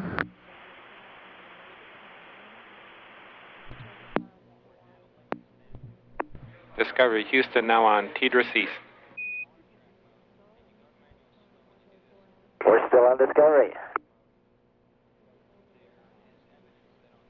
This is Mission Control at mission elapsed time 1 day, 4 hours, and 56 minutes. We're on the descending node of orbit 20. Crew of Discovery has about 4 hours remaining in its second work day on orbit. Flight control team received a weather briefing a few minutes ago for the landing weather at all landing sites on Saturday, Sunday, and Monday. And they're all looking quite good. Good weather forecast for all 3 days for landing at Edwards.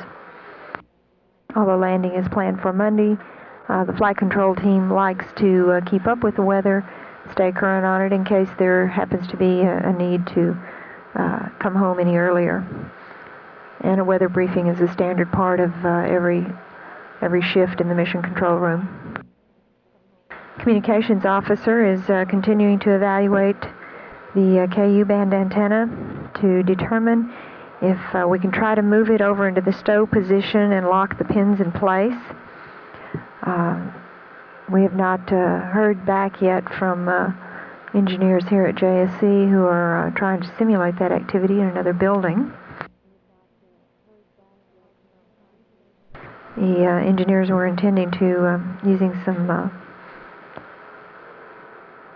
antenna hardware, try to drive it into the same parameters where we were able to get it earlier today, several hours ago, and see if we could lock the pins in place with it at that location. One of the experiments that has been in operation today on flight day 2, one of the mid-deck experiments, is the isoelectric focusing experiment. Principal investigator is Bob Snyder of the Space Science Laboratory at the Marshall Space Flight Center in Huntsville, Alabama. This is a type of electrophoresis experiment which separates proteins in an electrical field according to their surface electrical charge. It is hoped that the results of this investigation will enable researchers to develop a process for large-scale purification of proteins. This experiment resides in the mid-deck in one standard locker space, and it's battery-powered. That was activated earlier today by Pinky Nelson. This is Mission Control. This is Mission Control at mission elapsed time 1 day, 5 hours, 19 minutes. We have about 25 minutes remaining in this TDRS pass. One of the activities coming up in about 45 minutes at about 6 hours mission elapsed time on day 1 is the a photo session with the protein crystal growth experiment. This experiment is carried in the mid-deck locker. It weighs in one locker space. It carries numerous kinds of protein fluids that will be used to grow some protein crystals. One of the reasons for doing this kind of research in the microgravity environment of space is that protein crystals grown on Earth are often small and flawed. And on 4 previous shuttle missions, the protein crystals grown there have shown evidence that superior crystals can be obtained in the microgravity environment. principal investigator for the protein crystal growth experiment is Larry DeLucas of the University of Alabama at Birmingham. All of these crystal samples, protein crystals, will be returned to the principal investigator immediately following the end of the mission, and they will be used to attempt to develop pharmaceuticals, perhaps. There may be advantages of using these protein crystals, and understanding the precise structure of these molecules can help scientists to understand the biological function that these proteins have. Communications officer is still working on the problem of the KU band antenna.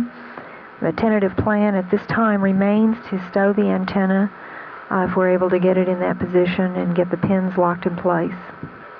This is Mission Control. Speed in orbit, or getting into orbit in terms of Mach, or a ratio of the orbiter's velocity relative to the speed of sound, and we're up when we get quite fast, we measured in Earth relative velocity of feet per second. That's about 25,000 feet per second, or about 17,000 miles an hour. As we get into the atmosphere, we start transitioning into Mach number, and of course, as we pass overhead Edwards tomorrow, we'll be slowing down through Mach 1. You still copying? Yeah, we still have you for about another minute and 20 seconds. Okay. We have an airspeed tape. We generally don't see more than about 450 miles per hour in the shuttle. Remember, that's measuring the dynamic pressure of the air molecules against us. So even though we travel a lot faster than that, as far as the pressure of the wind against us, it's about 450 knots, actually. Then we have some vertical velocity and vertical acceleration meters here, altimeter and a radar altimeter. Both the pilot and the commander can control the landing gear from here. We can arm it, enabling the circuitry, and then push a button to lower the gear.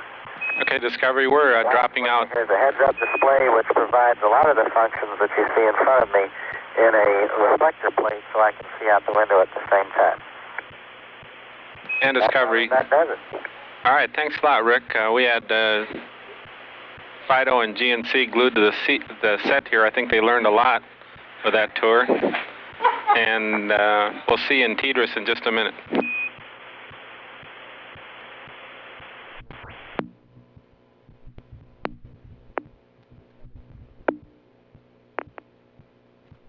Discovery Houston through TDRS East. Loud clear, Houston. Okay, if we dropped out, thanks again for the video. What we'd like to do is get the limit set at the correct value for the nozzles. If you can confirm which ones you saw at minus 10, we'd like to set the limit a little bit lower. Could you tell us which ones those were? Okay, we saw the supply nozzle temp A and B at minus 10 and minus 11 respectively.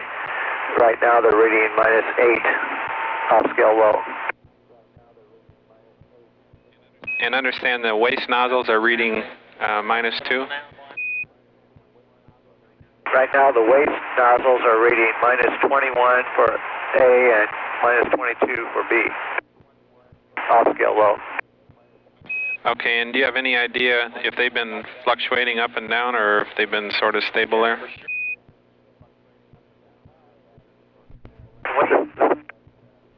Supply has been fluctuating a little bit. I think that was the cause of a couple of the alarms that we had. It was fluctuating between 8 and 10, so it was toggling around the limit.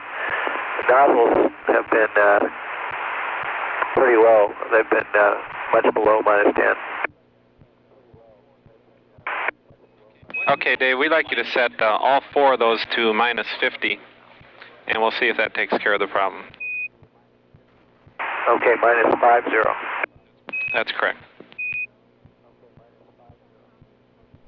This is Mission Control.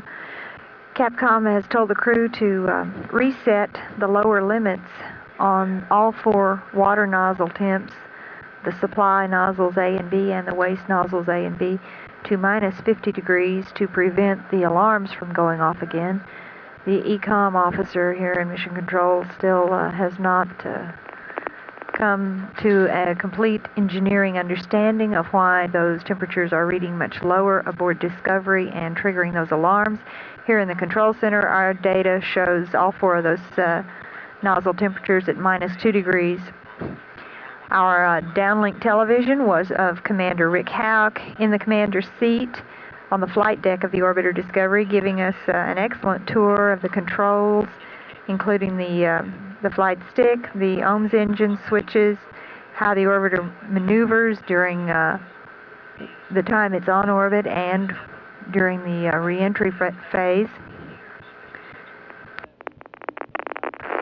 We will not have any more TV on this pass. However, we'll be on tracking data relay satellite for voice communications with the crew for another 44 minutes. This is Mission Control.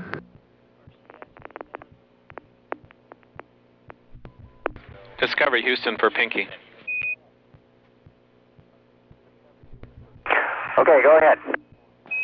Okay, Pinky, we agree with not plugging P2, P4, and H4.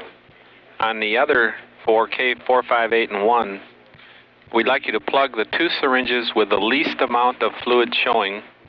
Leave the other 2 open. If there's no difference in the amount of fluid showing, plug 2 and leave 2 open. That's at your discretion, and you can complete the deactivation of PCG. Okay, that sounds like a good plan. We'll go ahead and do that. And a note for the PI, in case I forget to make it anyplace else. I made a little tape description of all the chambers while we were looking at it through the magnifying glass, and I'm going to tape that inside the experiment so he'll know where it is. Okay, we copy Pinky, and also I have a switch throw and explanation for it on A14 when you're ready to copy for some pod heaters. Go ahead.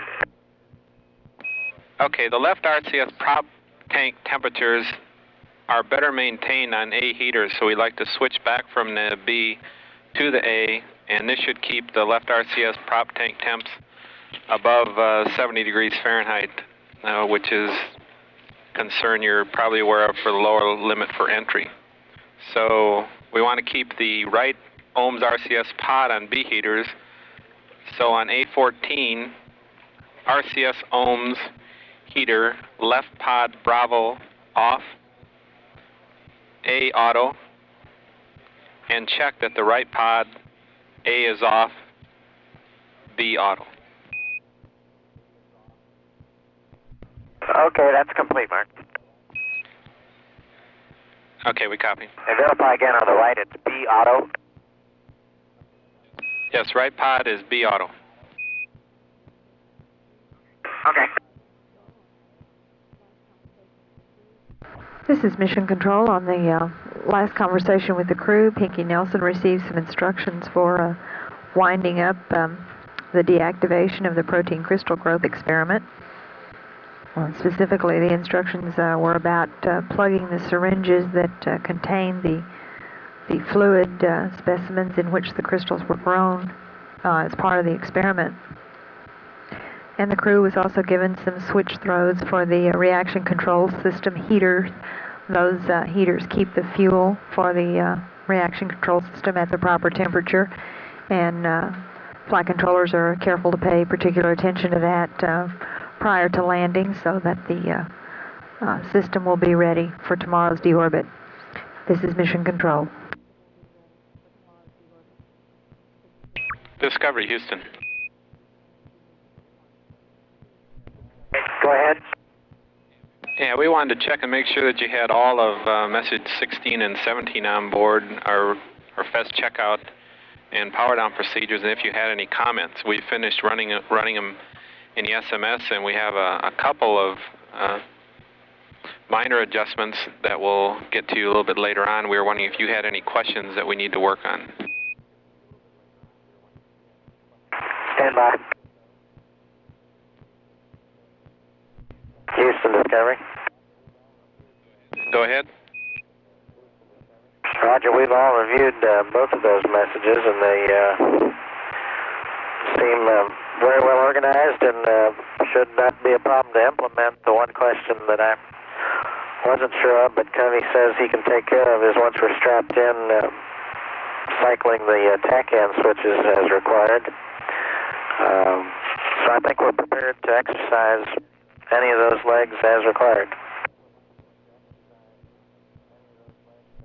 Okay, Rick, that was one of the questions we had that came out of the run today, was whether or not you could reach those switches, whether or not we had to move them up earlier. And we're putting together, I think we just have 2 or 3 other comments, and we'll get those to you probably before the end of this TDRS pass, and they're very minor. Okay, thank you. This is Mission Control. Ground controllers were letting the crew know that the astronauts who had worked in the shuttle mission simulator earlier today on the FES procedures, flash evaporator system procedures that had been sent up to the crew with their messages this morning, that those procedures had checked out very well, and although there are 2 or 3 minor changes, they appear to be very small and will not have much impact on the procedures that's already written. This is a procedure that will be used by the crew should the flash evaporator system not work on re-entry. Flight controllers are expecting it to work. This is Mission Control. Houston Discovery, we've got the IMU line log if you all need the numbers. Yeah, we'd like to get them sent down tonight. Okay, here they come if you're ready to copy. Go ahead. Minus Y tracker had star 37, minus Z star 16. Angle error was 0.01. Delta angles X plus 0.09, minus 0.06, minus 0.03. Delta Y plus 0.19, minus 0.06, minus 0.03. Delta Z minus 0.11, minus 0.18, minus 0.07. Execution time was 3 days, 5 hours, 59 minutes, 50 seconds. That's 50 seconds. Okay, copy all. And Discovery Houston, I have a pre-sleep cryo config for you when you're ready to copy. Ready to copy, go ahead. Okay, cryo O2H2, tank 3 heaters A and B auto. And cryo O2H2, tank 2 heaters A and B off. And finally for manifold valves, O2H2, manifold valve, tank 1, 2 of them to close.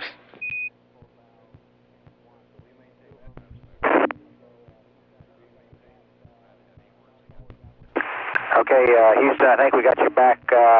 Mark, all we got was tank 3 heaters A and B to auto before you dropped out. Okay, following that, tank 2 heaters A and B off, and O2H2 manifold valves, tank 1, 2 of them to close. Okay, Houston Discovery copies. Cryo tank 3 heaters A and B auto, the tank 2 heaters off, and the tank 1 manifold valves closed. Okay, that's correct.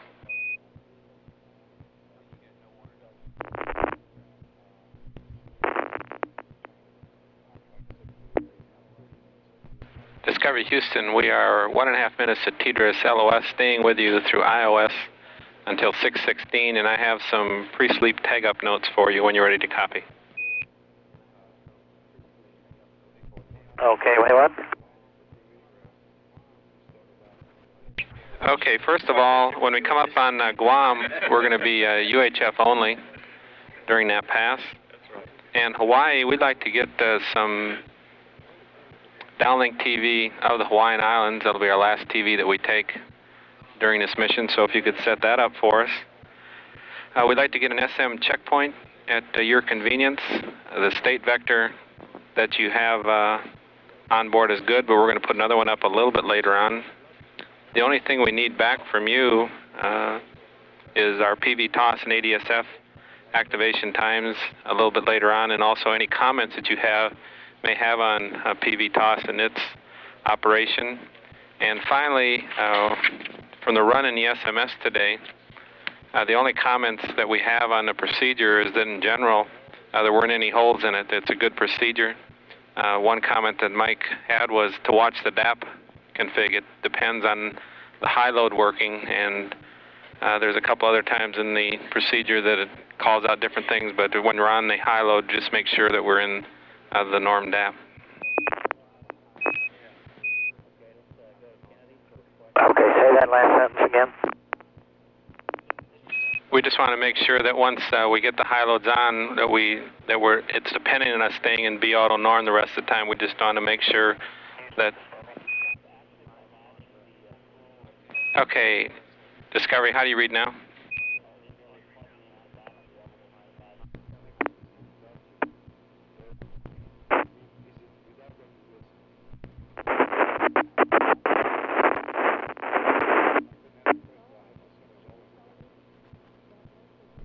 This is Mission Control. Our next television downlink will be over the Hawaii ground station at 5:22 p.m. Central Time.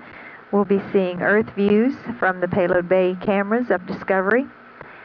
We've now lost signal through the Indian Ocean ground station, and Discovery is proceeding on the ascending node of orbit 53.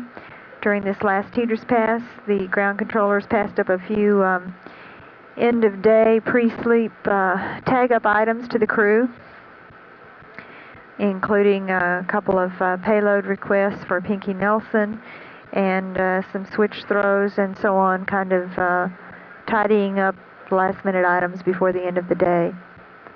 Once again, our television is scheduled for 5:22 p.m. Central Time, and that will be Earth views from the payload bay cameras of Discovery. This is Mission Control.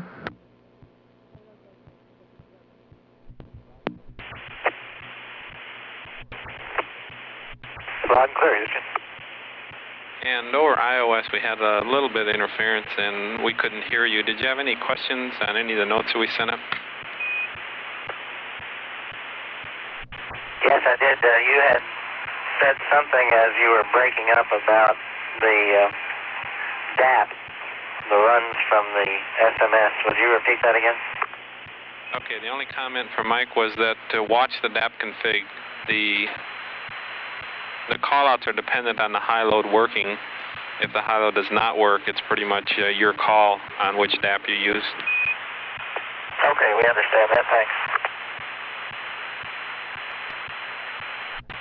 Discovery Houston, 30 seconds till LOS Guam, Hawaii at 6:45.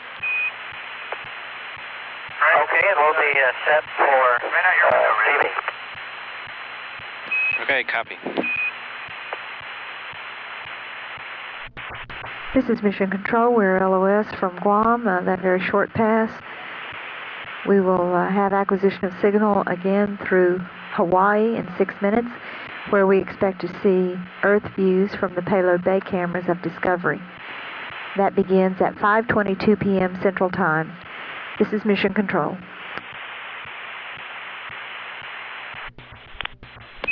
Discovery Houston through Hawaii for 8 minutes, and it looks like we got good TV. Yeah, we've got the islands coming up, and we're just starting to see them right now. You know, those features look so good, so inviting, that I think we're going to jump right in. I think maybe we need to start running that Beach Boys music here. Yes? I wish we had some Beach Boys music to run for you. The echo's very bad and hard to hear as we're going out the door to the beach. Okay, one more time. I wish we had the Beach Boys tape to play for you. We need to.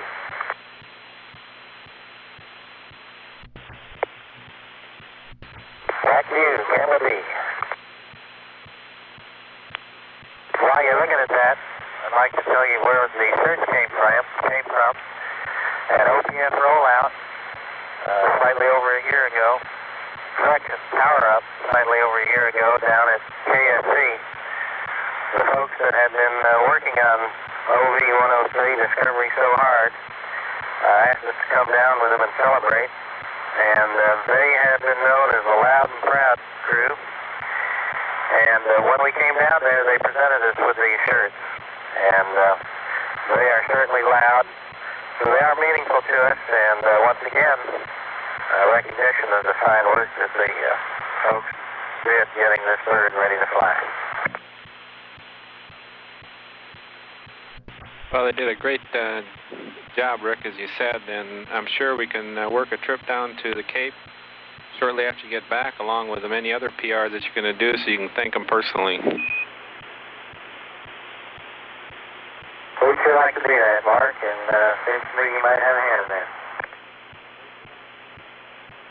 Yeah, from now till Christmas, I think you'll be doing PR, is what it looks like right now. Hey, I got a Marine on my crew that might be able to solve that problem. No, you know that we're really looking forward to going out and thanking folks personally for all the work they did. Discovery Houston, we're 1 minute to LOS Hawaii. TDRS in 2.5 minutes. We'll see you at the TDRS station. Speaking of TDRS, hello to y'all down there in White Sands. Sure been doing good. And Rick, one update on that. We'll probably go LS here, but they did about a 12-minute burn. They're moving into position, and everything on TDRS checkout looks like it's going pretty good. Outstanding. Discovery Houston through TDRS East. Hello, Houston.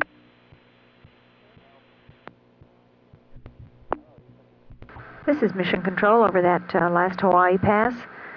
We had Earth views of the Hawaiian Islands area from the payload bay cameras of Discovery, and some mid-deck television of the entire crew, resplendent in very colorful Hawaiian shirts.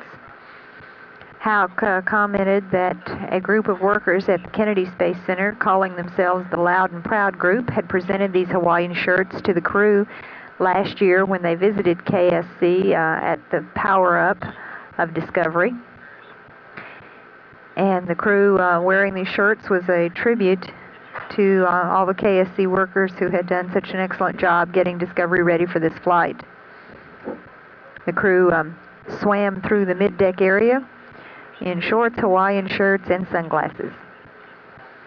Hauk also sent a hello to everyone at White Sands on the TDRS satellite team. White Sands is the location of the ground station that monitors and supports the Tracking Data Relay Satellite Communications Network. This is Mission Control. Houston Discovery. Go ahead, Pinky. Okay, for the payload skies, ADSF was activated 3 days, 7 hours, and 3 minutes. And PV toss, we jumped the gun a little bit. I'm trying to remember which cells were down. Okay, cell 4 was activated 3 days, 5 hours, 57 minutes. Cell 9 ran uneventfully, and it finished at 3 days, 2 hours, 49 minutes. And so it's all set up for the night. Okay, we copy all that, Pinky. I just got a couple of final notes for you. First of all, for tomorrow, as far as cap updates, we don't have anything. Everything's normal. We need to get the TVs off, and also you can take the payload recorder power to off. Tomorrow, you're going to pass over Houston at about 6:42 in the morning overhead, and it looks like we'll have clear skies, so I think a lot of people in Houston will be out looking for you. And about 12 hours after that, there's going to be a big celebration out in Ellington. A lot of people are going to be coming out to that also. Okay, we'll be looking for you. And the switch throw was payload recorder off on A1, is that what you wanted? That's correct. Okay, I'll do that. Okay, and as a final note from the Orbit 2 team, we really enjoyed working with you during the mission. In particular, Dave Herbeck, who just now is climbing out from under all of the strip charts that he had all over his desk, and also John Muratori and Team Enco. We had a lot of sweaty palms over there worrying about the $25 million they're going to take out of the Enco's paychecks if they didn't get that in. And you guys did a great job, so we'd just like to sign off, and we'll see you tomorrow night. Okay, we sure have enjoyed working with your team. You're really a bunch of professionals. We'll have to try it again. And we're sure looking forward to getting a chance to see everybody in person and swap stories and give our thanks to you tomorrow. Okay, and the final thought for the night is don't worry, be happy. This is Mission Control. That was our final good night call to the crew, letting them off the hook about 52 minutes before the official beginning of their sleep period to give them a little extra free time this evening. Their last night to spend on orbit before landing tomorrow morning at Edwards Air Force Base in California. Pinky Nelson gave us the payload status of activation of the ADSF experiment and the PV-TOS experiment. Capcom's comments were about Dave Herbeck, our ECOM officer here on Orbit 2 in the Mission Control Room. That acronym, EECOM, stands for Electrical, Environmental, and Consumables Manager. And that flight control position has responsibility for all the life support systems, power management, heating and cooling systems, transducers and vehicle lighting, and as well they monitor the fuel cells and manage consumables. And of course, with the flash evaporator system problem that has been present since launch almost, Herbeck and his backroom team have been really busy. Mark Lee, the Capcom, commented that Herbeck was just crawling out from under a pile of strip charts, and that group of folks has been very busy analyzing data for the last 4 days. Mark Lee's reference to John Muratori, he's our INCO, or Integrated Communication Systems Officer on the Orbit 2 team. And they were making rather humorous reference to our problem on Flight Day 2 of the KU band antenna that we had some difficulty stowing. Muratori and his team came up with a procedure to get that antenna locked into place, the dish part of the antenna, and then to swing it inboard into the payload bay where it stays. Flight director had lightheartedly kidded Muratori about the cost of the antenna and having to deduct it from the paycheck of that team if they didn't get it brought inboard. So we had a lighthearted goodnight call to the crew and very upbeat spirits among flight controllers on the Orbit 2 team. At mission elapsed time 3 days, 7 hours, and 9 minutes, this is Mission Control. This is Mission Control. We've gone LOS from the Indian Ocean Station now for data transmission from Orbiter Discovery. The crew is in their pre-sleep period. Their official sleep time begins in about 6.5 minutes. Our next station of contact for data will be over Guam, just a little piece of that pass there, in about 16 minutes. And at mission elapsed time, 3 days, 7 hours, and 53 minutes, this is Mission Control. This is Mission Control. Our next TV event, beginning at 7 p.m. Central Time, will be a replay of all of the television from Flight Day 4. And that includes the middeck and the Earth View television that we've had today. Once again, that replay of Flight Day 4 shuttle television begins at 7 p.m. Central Time. Also, please note that our next change of shift briefing with Orbit 2 Flight Director Chuck Shaw has been canceled. That briefing was scheduled for 9:15 p.m. Central Time, and it is now canceled. This is Mission Control. This is Mission Control. A reminder that we have coming up at 7 p.m. Central Time a replay of all of the downlink television from Flight Day 4. All the shuttle TV from the middeck, flight deck, and the Earth views from the payload bay cameras of Discovery will begin in a replay format at 7 p.m. Central Time. This is Mission Control. This is Mission Control at mission elapsed time 3 days, 8 hours, 39 minutes. Discovery is on the descending node of orbit 54, orbit 54. Over the Pacific Ocean, we'll be coming up on the coast of South America in a few minutes. Planning team flight controllers are arriving one or two at a time in the mission control room now, preparing for their preliminary handover briefings from their counterparts on the Orbit 2 team. It's fairly quiet in mission control. There are no major systems problems on Discovery. The crew has gone to sleep in preparation for an early wake-up call tomorrow morning for deorbit and landing at Edwards Air Force Base. The deorbit time is 10:34 a.m. Central Daylight Time, with landing scheduled for 11:37 a.m. at Edwards Air Force Base in California. Discovery will come in on the lake bed runway number 17 on orbit number 64. This is Mission Control.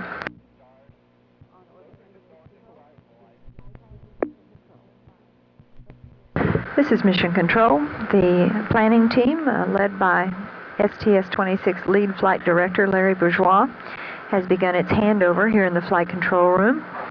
And we expect planning team to take over control of the flight in about 30 minutes or so, around 8:30 p.m. Central Time. The Orbit 2 team will be winding up its last shift at that time. At mission elapsed time 3 days, 9 hours, and 24 minutes, this is Mission Control.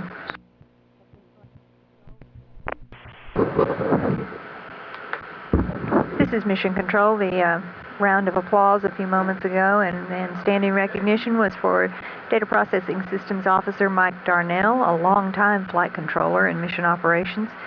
This is his last mission as a flight controller, and he's going on to bigger and better things in his NASA career. This is also the last flight as a flight controller for INCO, Integrated Communications Officer John Muratori, who's going on to a division staff position. And it's also the last flight as a payloads officer for payloads flight controller Jim Clement, who has moved on to a section chief job in the Mission Operations Organization. At mission elapsed time 3 days, 9 hours, and 34 minutes, this is Mission Control.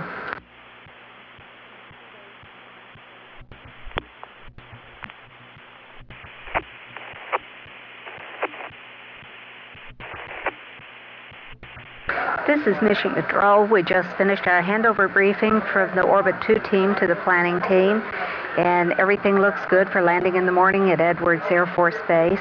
As Flight Director Chuck Shaw was going off duty, he said thanks to the whole team, and especially to Dave Herbeck, Jim Clement, and John Muratori, who are flight controllers who will go on to bigger and better things after the flight, and they won't be here in mission control on console anymore. During the handover, payloads reported that All the experiments are finished except Pivotos and ADSF that will be completed in the morning. They all are looking good. Oasis will be working, of course, all the way home to get more payload data. The data is looking good, and they got some good photos today of Typhoon Nelson. This is Mission Control, 3 days, 9 hours, 49 minutes. This is Mission Control. The change of shift briefing with off-going flight director, Chuck Shaw, has been canceled. The change of shift briefing has been canceled with off-going flight director, Chuck Shaw. This is Mission Control. The change of shift briefing with off-going flight director, Chuck Shaw, has been canceled. This is Mission Control. The flight dynamics officer has informed us that we may be able to see the shuttle in the morning flying over Houston. It will be appearing approximately 6:38 a.m. Central Daylight Time in the southwest sky. The maximum elevation is 17 degrees at 6:42 a.m. in the southeast sky, disappearing at 6:46 a.m. in the eastern sky. Sunrise locally is 7:15 a.m. This is Mission Control, 3 days, 10 hours, 4 minutes into the flight. This is Mission Control. Payloads report at the end of the shift, at the handover. Payloads reported that overall there was a very successful mission for the mid-deck experiments. 9 of the 12 payloads have been successfully completed. ARC, LRAD, student experiments, IRCFE, PPE, IEF, PGC, and the MLE are all complete. The tracking and data relay checkout continues successfully. TDRS-C is currently on its way to orbit at 150 degrees west longitude. PVTOS, the physical vapor transport of organic solids, last run was initiated this evening before sleep period, and it will be deactivated on orbit 60 tomorrow morning prior to deorbit. Also, the automated directional solidification furnace will be deactivated in the morning. It was activated this evening also before sleep period. The crew reported the following on the protein crystal growth. Chambers P2, P4, H4 were not plugged. This was due to formation of large crystals on the experiment syringe. Plugging the chambers is done to protect the crystals during entry. However, if large crystals form, which is what happened on those 3 areas, P2, P4, H4, plugging these chambers would damage the crystals. The plan in this case is to leave the chambers unplugged in the hope that the crystals will survive entry. This is Mission Control, 3 days, 10 hours, 32 minutes into flight. This is Mission Control. This is a reminder, the change of shift briefing with outgoing flight director, Chuck Shaw, is canceled. The change of shift briefing for this evening with outgoing flight director, Chuck Shaw, is canceled. The change of shift briefing with outgoing flight director, Chuck Shaw, has been canceled. This is Mission Control. This is Mission Control. There are no new problems reported this evening. It's very quiet here in the Mission Control room as the flight controllers are reviewing one more time the reentry data for tomorrow's landing at Edwards Air Force Base. We'll have a weather briefing a little later this evening, but I understand that the weather's looking very good at both Edwards and Northrop for landing tomorrow. It looks like there will be thunderstorms in the Kennedy area, but since the planned landing is on orbit 64 at Edwards, everything looks fine. This Mission Control, 3 days, 10 hours, 51 minutes. This is Mission Control. Discovery's on the descending node of orbit 56. The crew's asleep, and they have about 4.5 hours of their sleep period before they wake up and get ready to re-enter tomorrow morning and land at Edwards Air Force Base at approximately 11:33. This is Mission Control, 3 days, 11 hours, 29 minutes.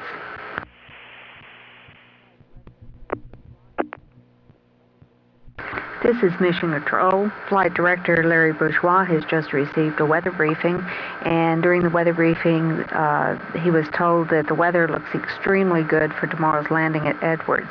I had earlier mentioned that the landing time was approximately 11:33, and I'd like to correct that.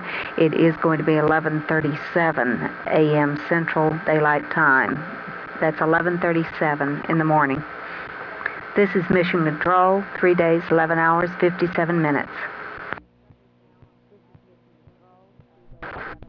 This is Mission Control. Discovery's now on the ascending orbit 57 over Africa. It's very quiet in Mission Control this evening as Flight Control Team checks entry data for tomorrow's landing. We did have a weather briefing earlier, and the weather looks excellent at Edwards for tomorrow morning's landing.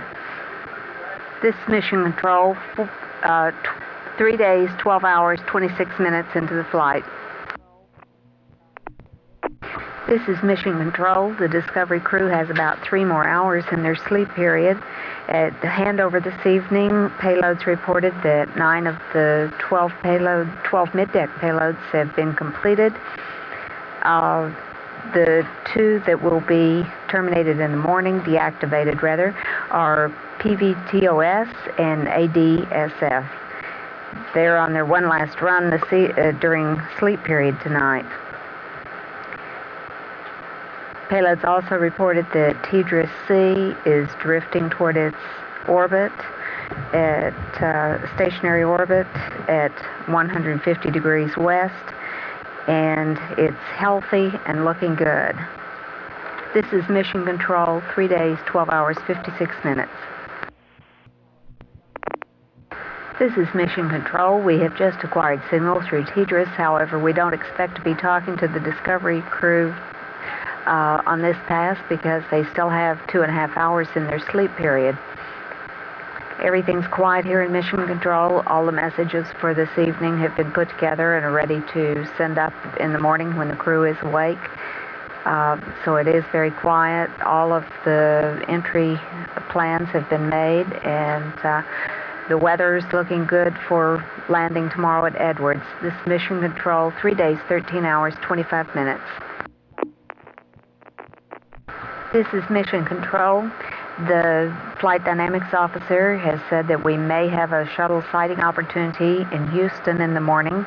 It may be appearing at 6:38 a.m. in the southwest sky. Maximum elevation is 17 degrees at 6:42 a.m. It will be disappearing at 6:46 a.m. in the eastern sky. It's usually very difficult to see the orbiter when it's only 17 degrees above the horizon. But it will be clear tomorrow morning, and possibly you would be able to see it. This is Mission Control, 3 days, 13 hours, 55 minutes. This is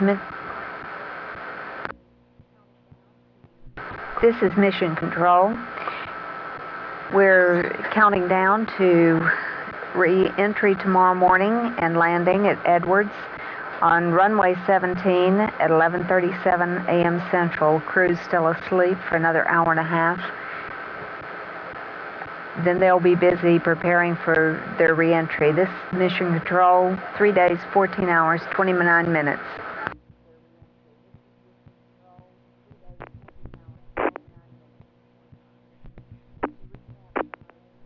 This is Mission Control. To recap some of yesterday's activities, the crew participated in an in-flight press conference early in the day. Later on, they donned Hawaiian shirts that were given to them by workers at KSC, part of the Loud and Proud group, who, in recognition of the KSC workers at Power Up of Discovery in 1987. The crew wore their Hawaiian shirts on board this afternoon. The crew has a little over 30 minutes left in this sleep period. They'll wake up to deorbit prep, and not deorbit prep, they did that last night before they went to bed, but they will be getting ready for re-entry in the morning for landing at Edwards at 11:37 Central Time. This is Mission Control, 3 days, 15 hours, 23 minutes. The Discovery crew only has about 5 more minutes in their sleep period. However, we won't be in contact with them until we reach the Canberra ground station in about 23 minutes. And Capcom plans to give the Discovery crew a morning call at that time. They have been having some problems with one of the lines, communications lines, at Canberra ground station, and if we do not contact them then we will wait till we reach TDRS communications link before giving them their wake-up call. That will be about 42 minutes from now. This is Mission Control, 3 days, 15 hours, 54 minutes.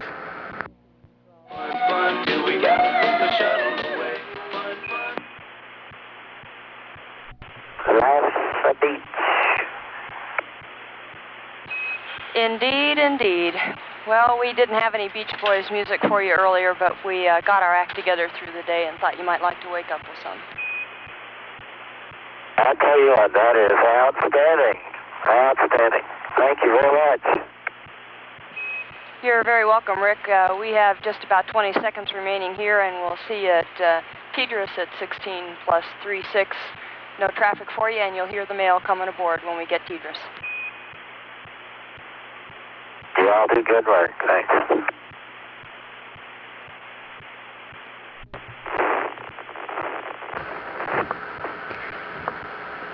This is Mission Control. We have about 15 minutes before we acquire signal through TDRS. The crew was awake.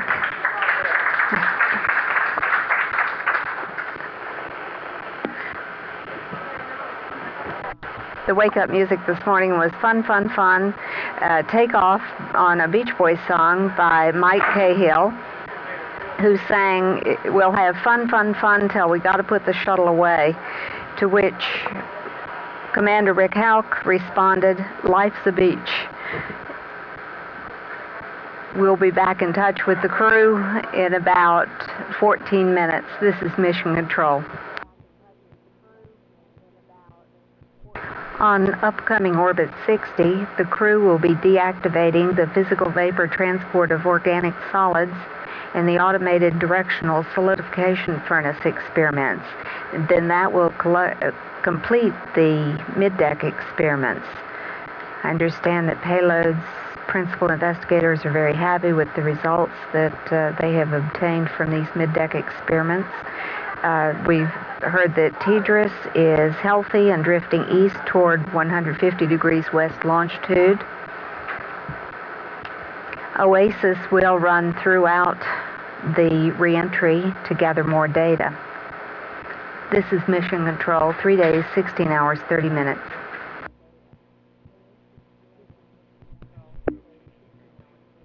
Discovery Houston with you, TDRS East. Morning, copy, loud clear. Okay, Pink, we have you the same. We'll just stand by. Hope you enjoy breakfast. Okay, we're standby. And Discovery, while you guys are just getting started in the morning and having breakfast, let me give some credit where credit is due to Houston radio station producer by the name of Mike Cahill, who's responsible for 3 out of 4 days worth of your wake-up music. He's done a great job, and is looking forward to having a chance to meet you guys in person. Okay, that was just super, and we're looking forward to it. Yeah, as a matter of fact, Pinky says if you let us stay up one more day, we'll hear another. I copy that, Rick, but judging from the reaction in the room, I don't think it's going to sell. Okay.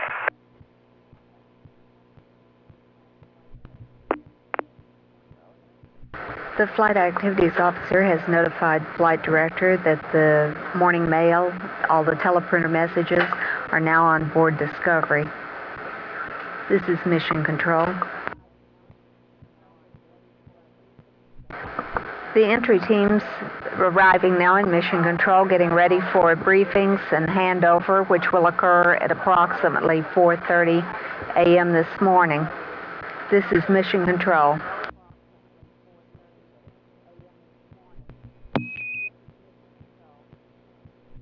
Houston, Discovery.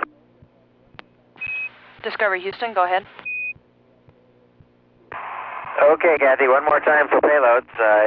ADSF was deactivated 3 days, 17 hours, 12 minutes.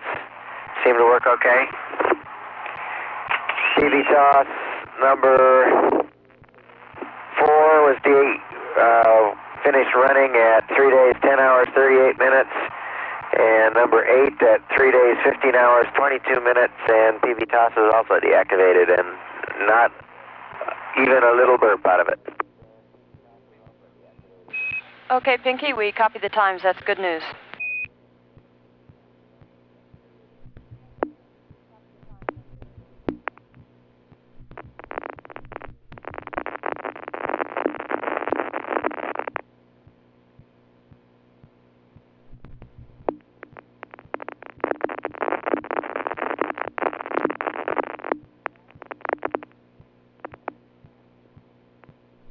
Discovery Houston, due to your attitude, we're likely to lose you the remaining 3 minutes of this TDRS pass. If we do, we have iOS for several minutes overlapping, and then we'll have you Yargity UHF at 17 plus 44. Okay. Go ahead, Houston. Roger, we're going to lose you here at Indy in about 45 seconds, and the entry team will pick you up at Yargity 17 plus 44. On behalf of the planning team, I just wanted to say it's been a pleasure working with you. We're all proud and happy to have been a part of the return to flight effort. We're glad the vehicle was so clean, and we hope she hangs in there for you for entry, and we'll be looking forward to seeing you back in Houston. Have a good entry. Okay, we sure appreciate all your work too. The great wake-up music and your teleprinter messages were all great too. Thanks a lot. Thank you. See you today later on.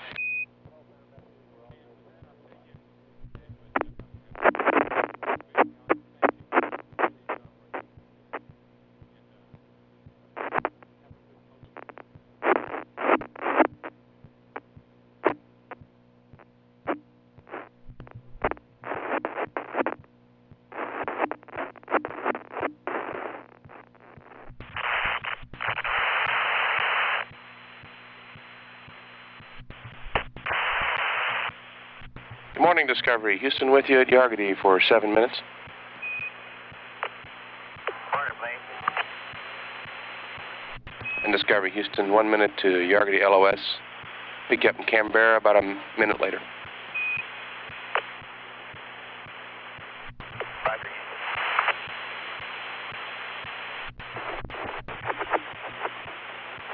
And Discovery Houston with you at Canberra for 5 minutes. Roger.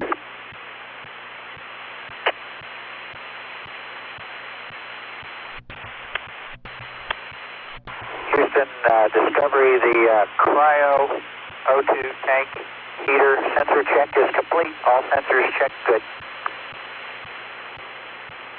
Roger, we copy. Thank you. Discovery Houston, we're 1 minute to LOS Canberra, and we'll pick you up next at TDRS at 1814 MET. Okay, Blaine, we'll talk with you through TDRS. Roger.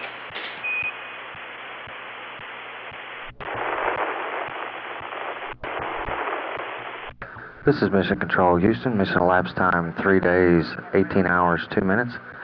The change of ship press conference with outgoing planning team flight director Larry Bourgeois has been canceled. That briefing would have taken place around 5:15 Central Daylight Time, and again we've canceled that briefing.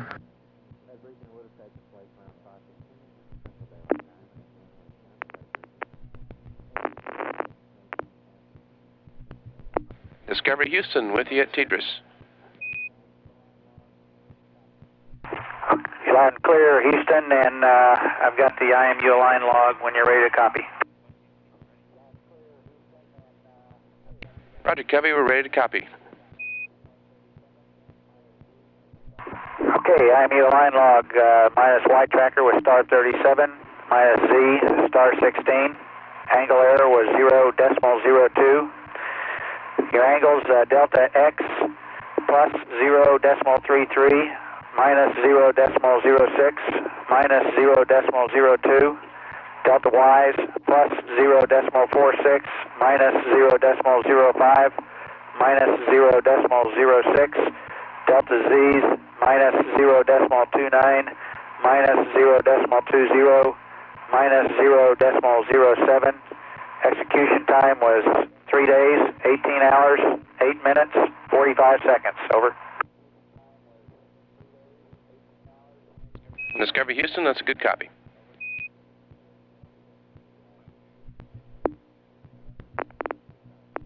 Discovery Houston, com check through Mila.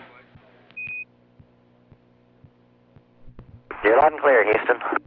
And Pinky, we got you loud and clear. We've handed down to Mila and Bermuda for some tests. Just want to make sure we had a good link up.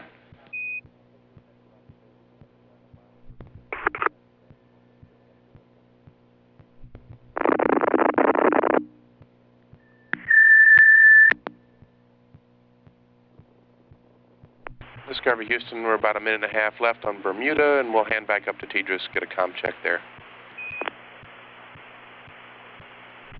Roger.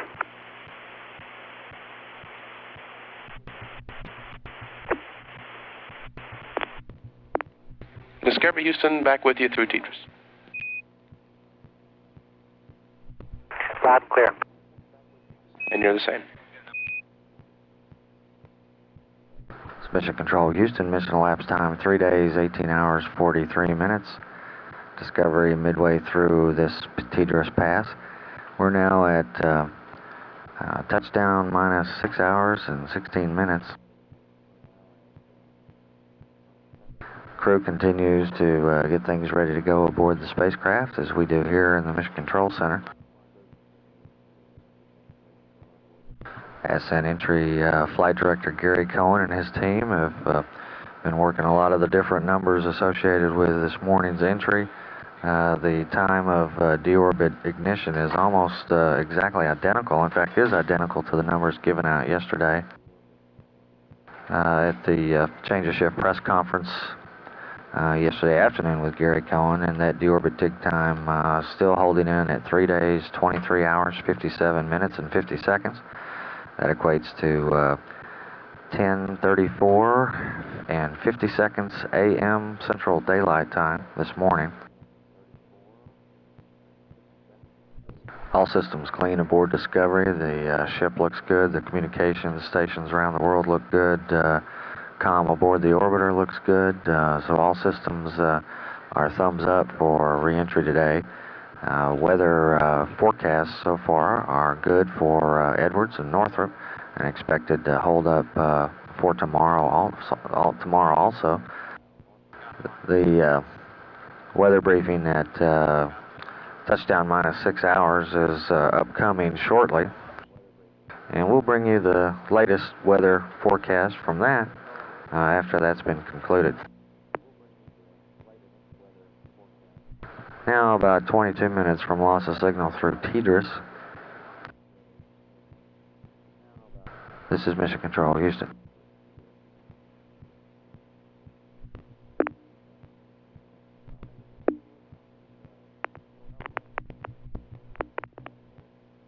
And Discovery Houston, we're about to go LOS India here in another minute. We'll pick you up at Yargati at 1919 MET. See you there.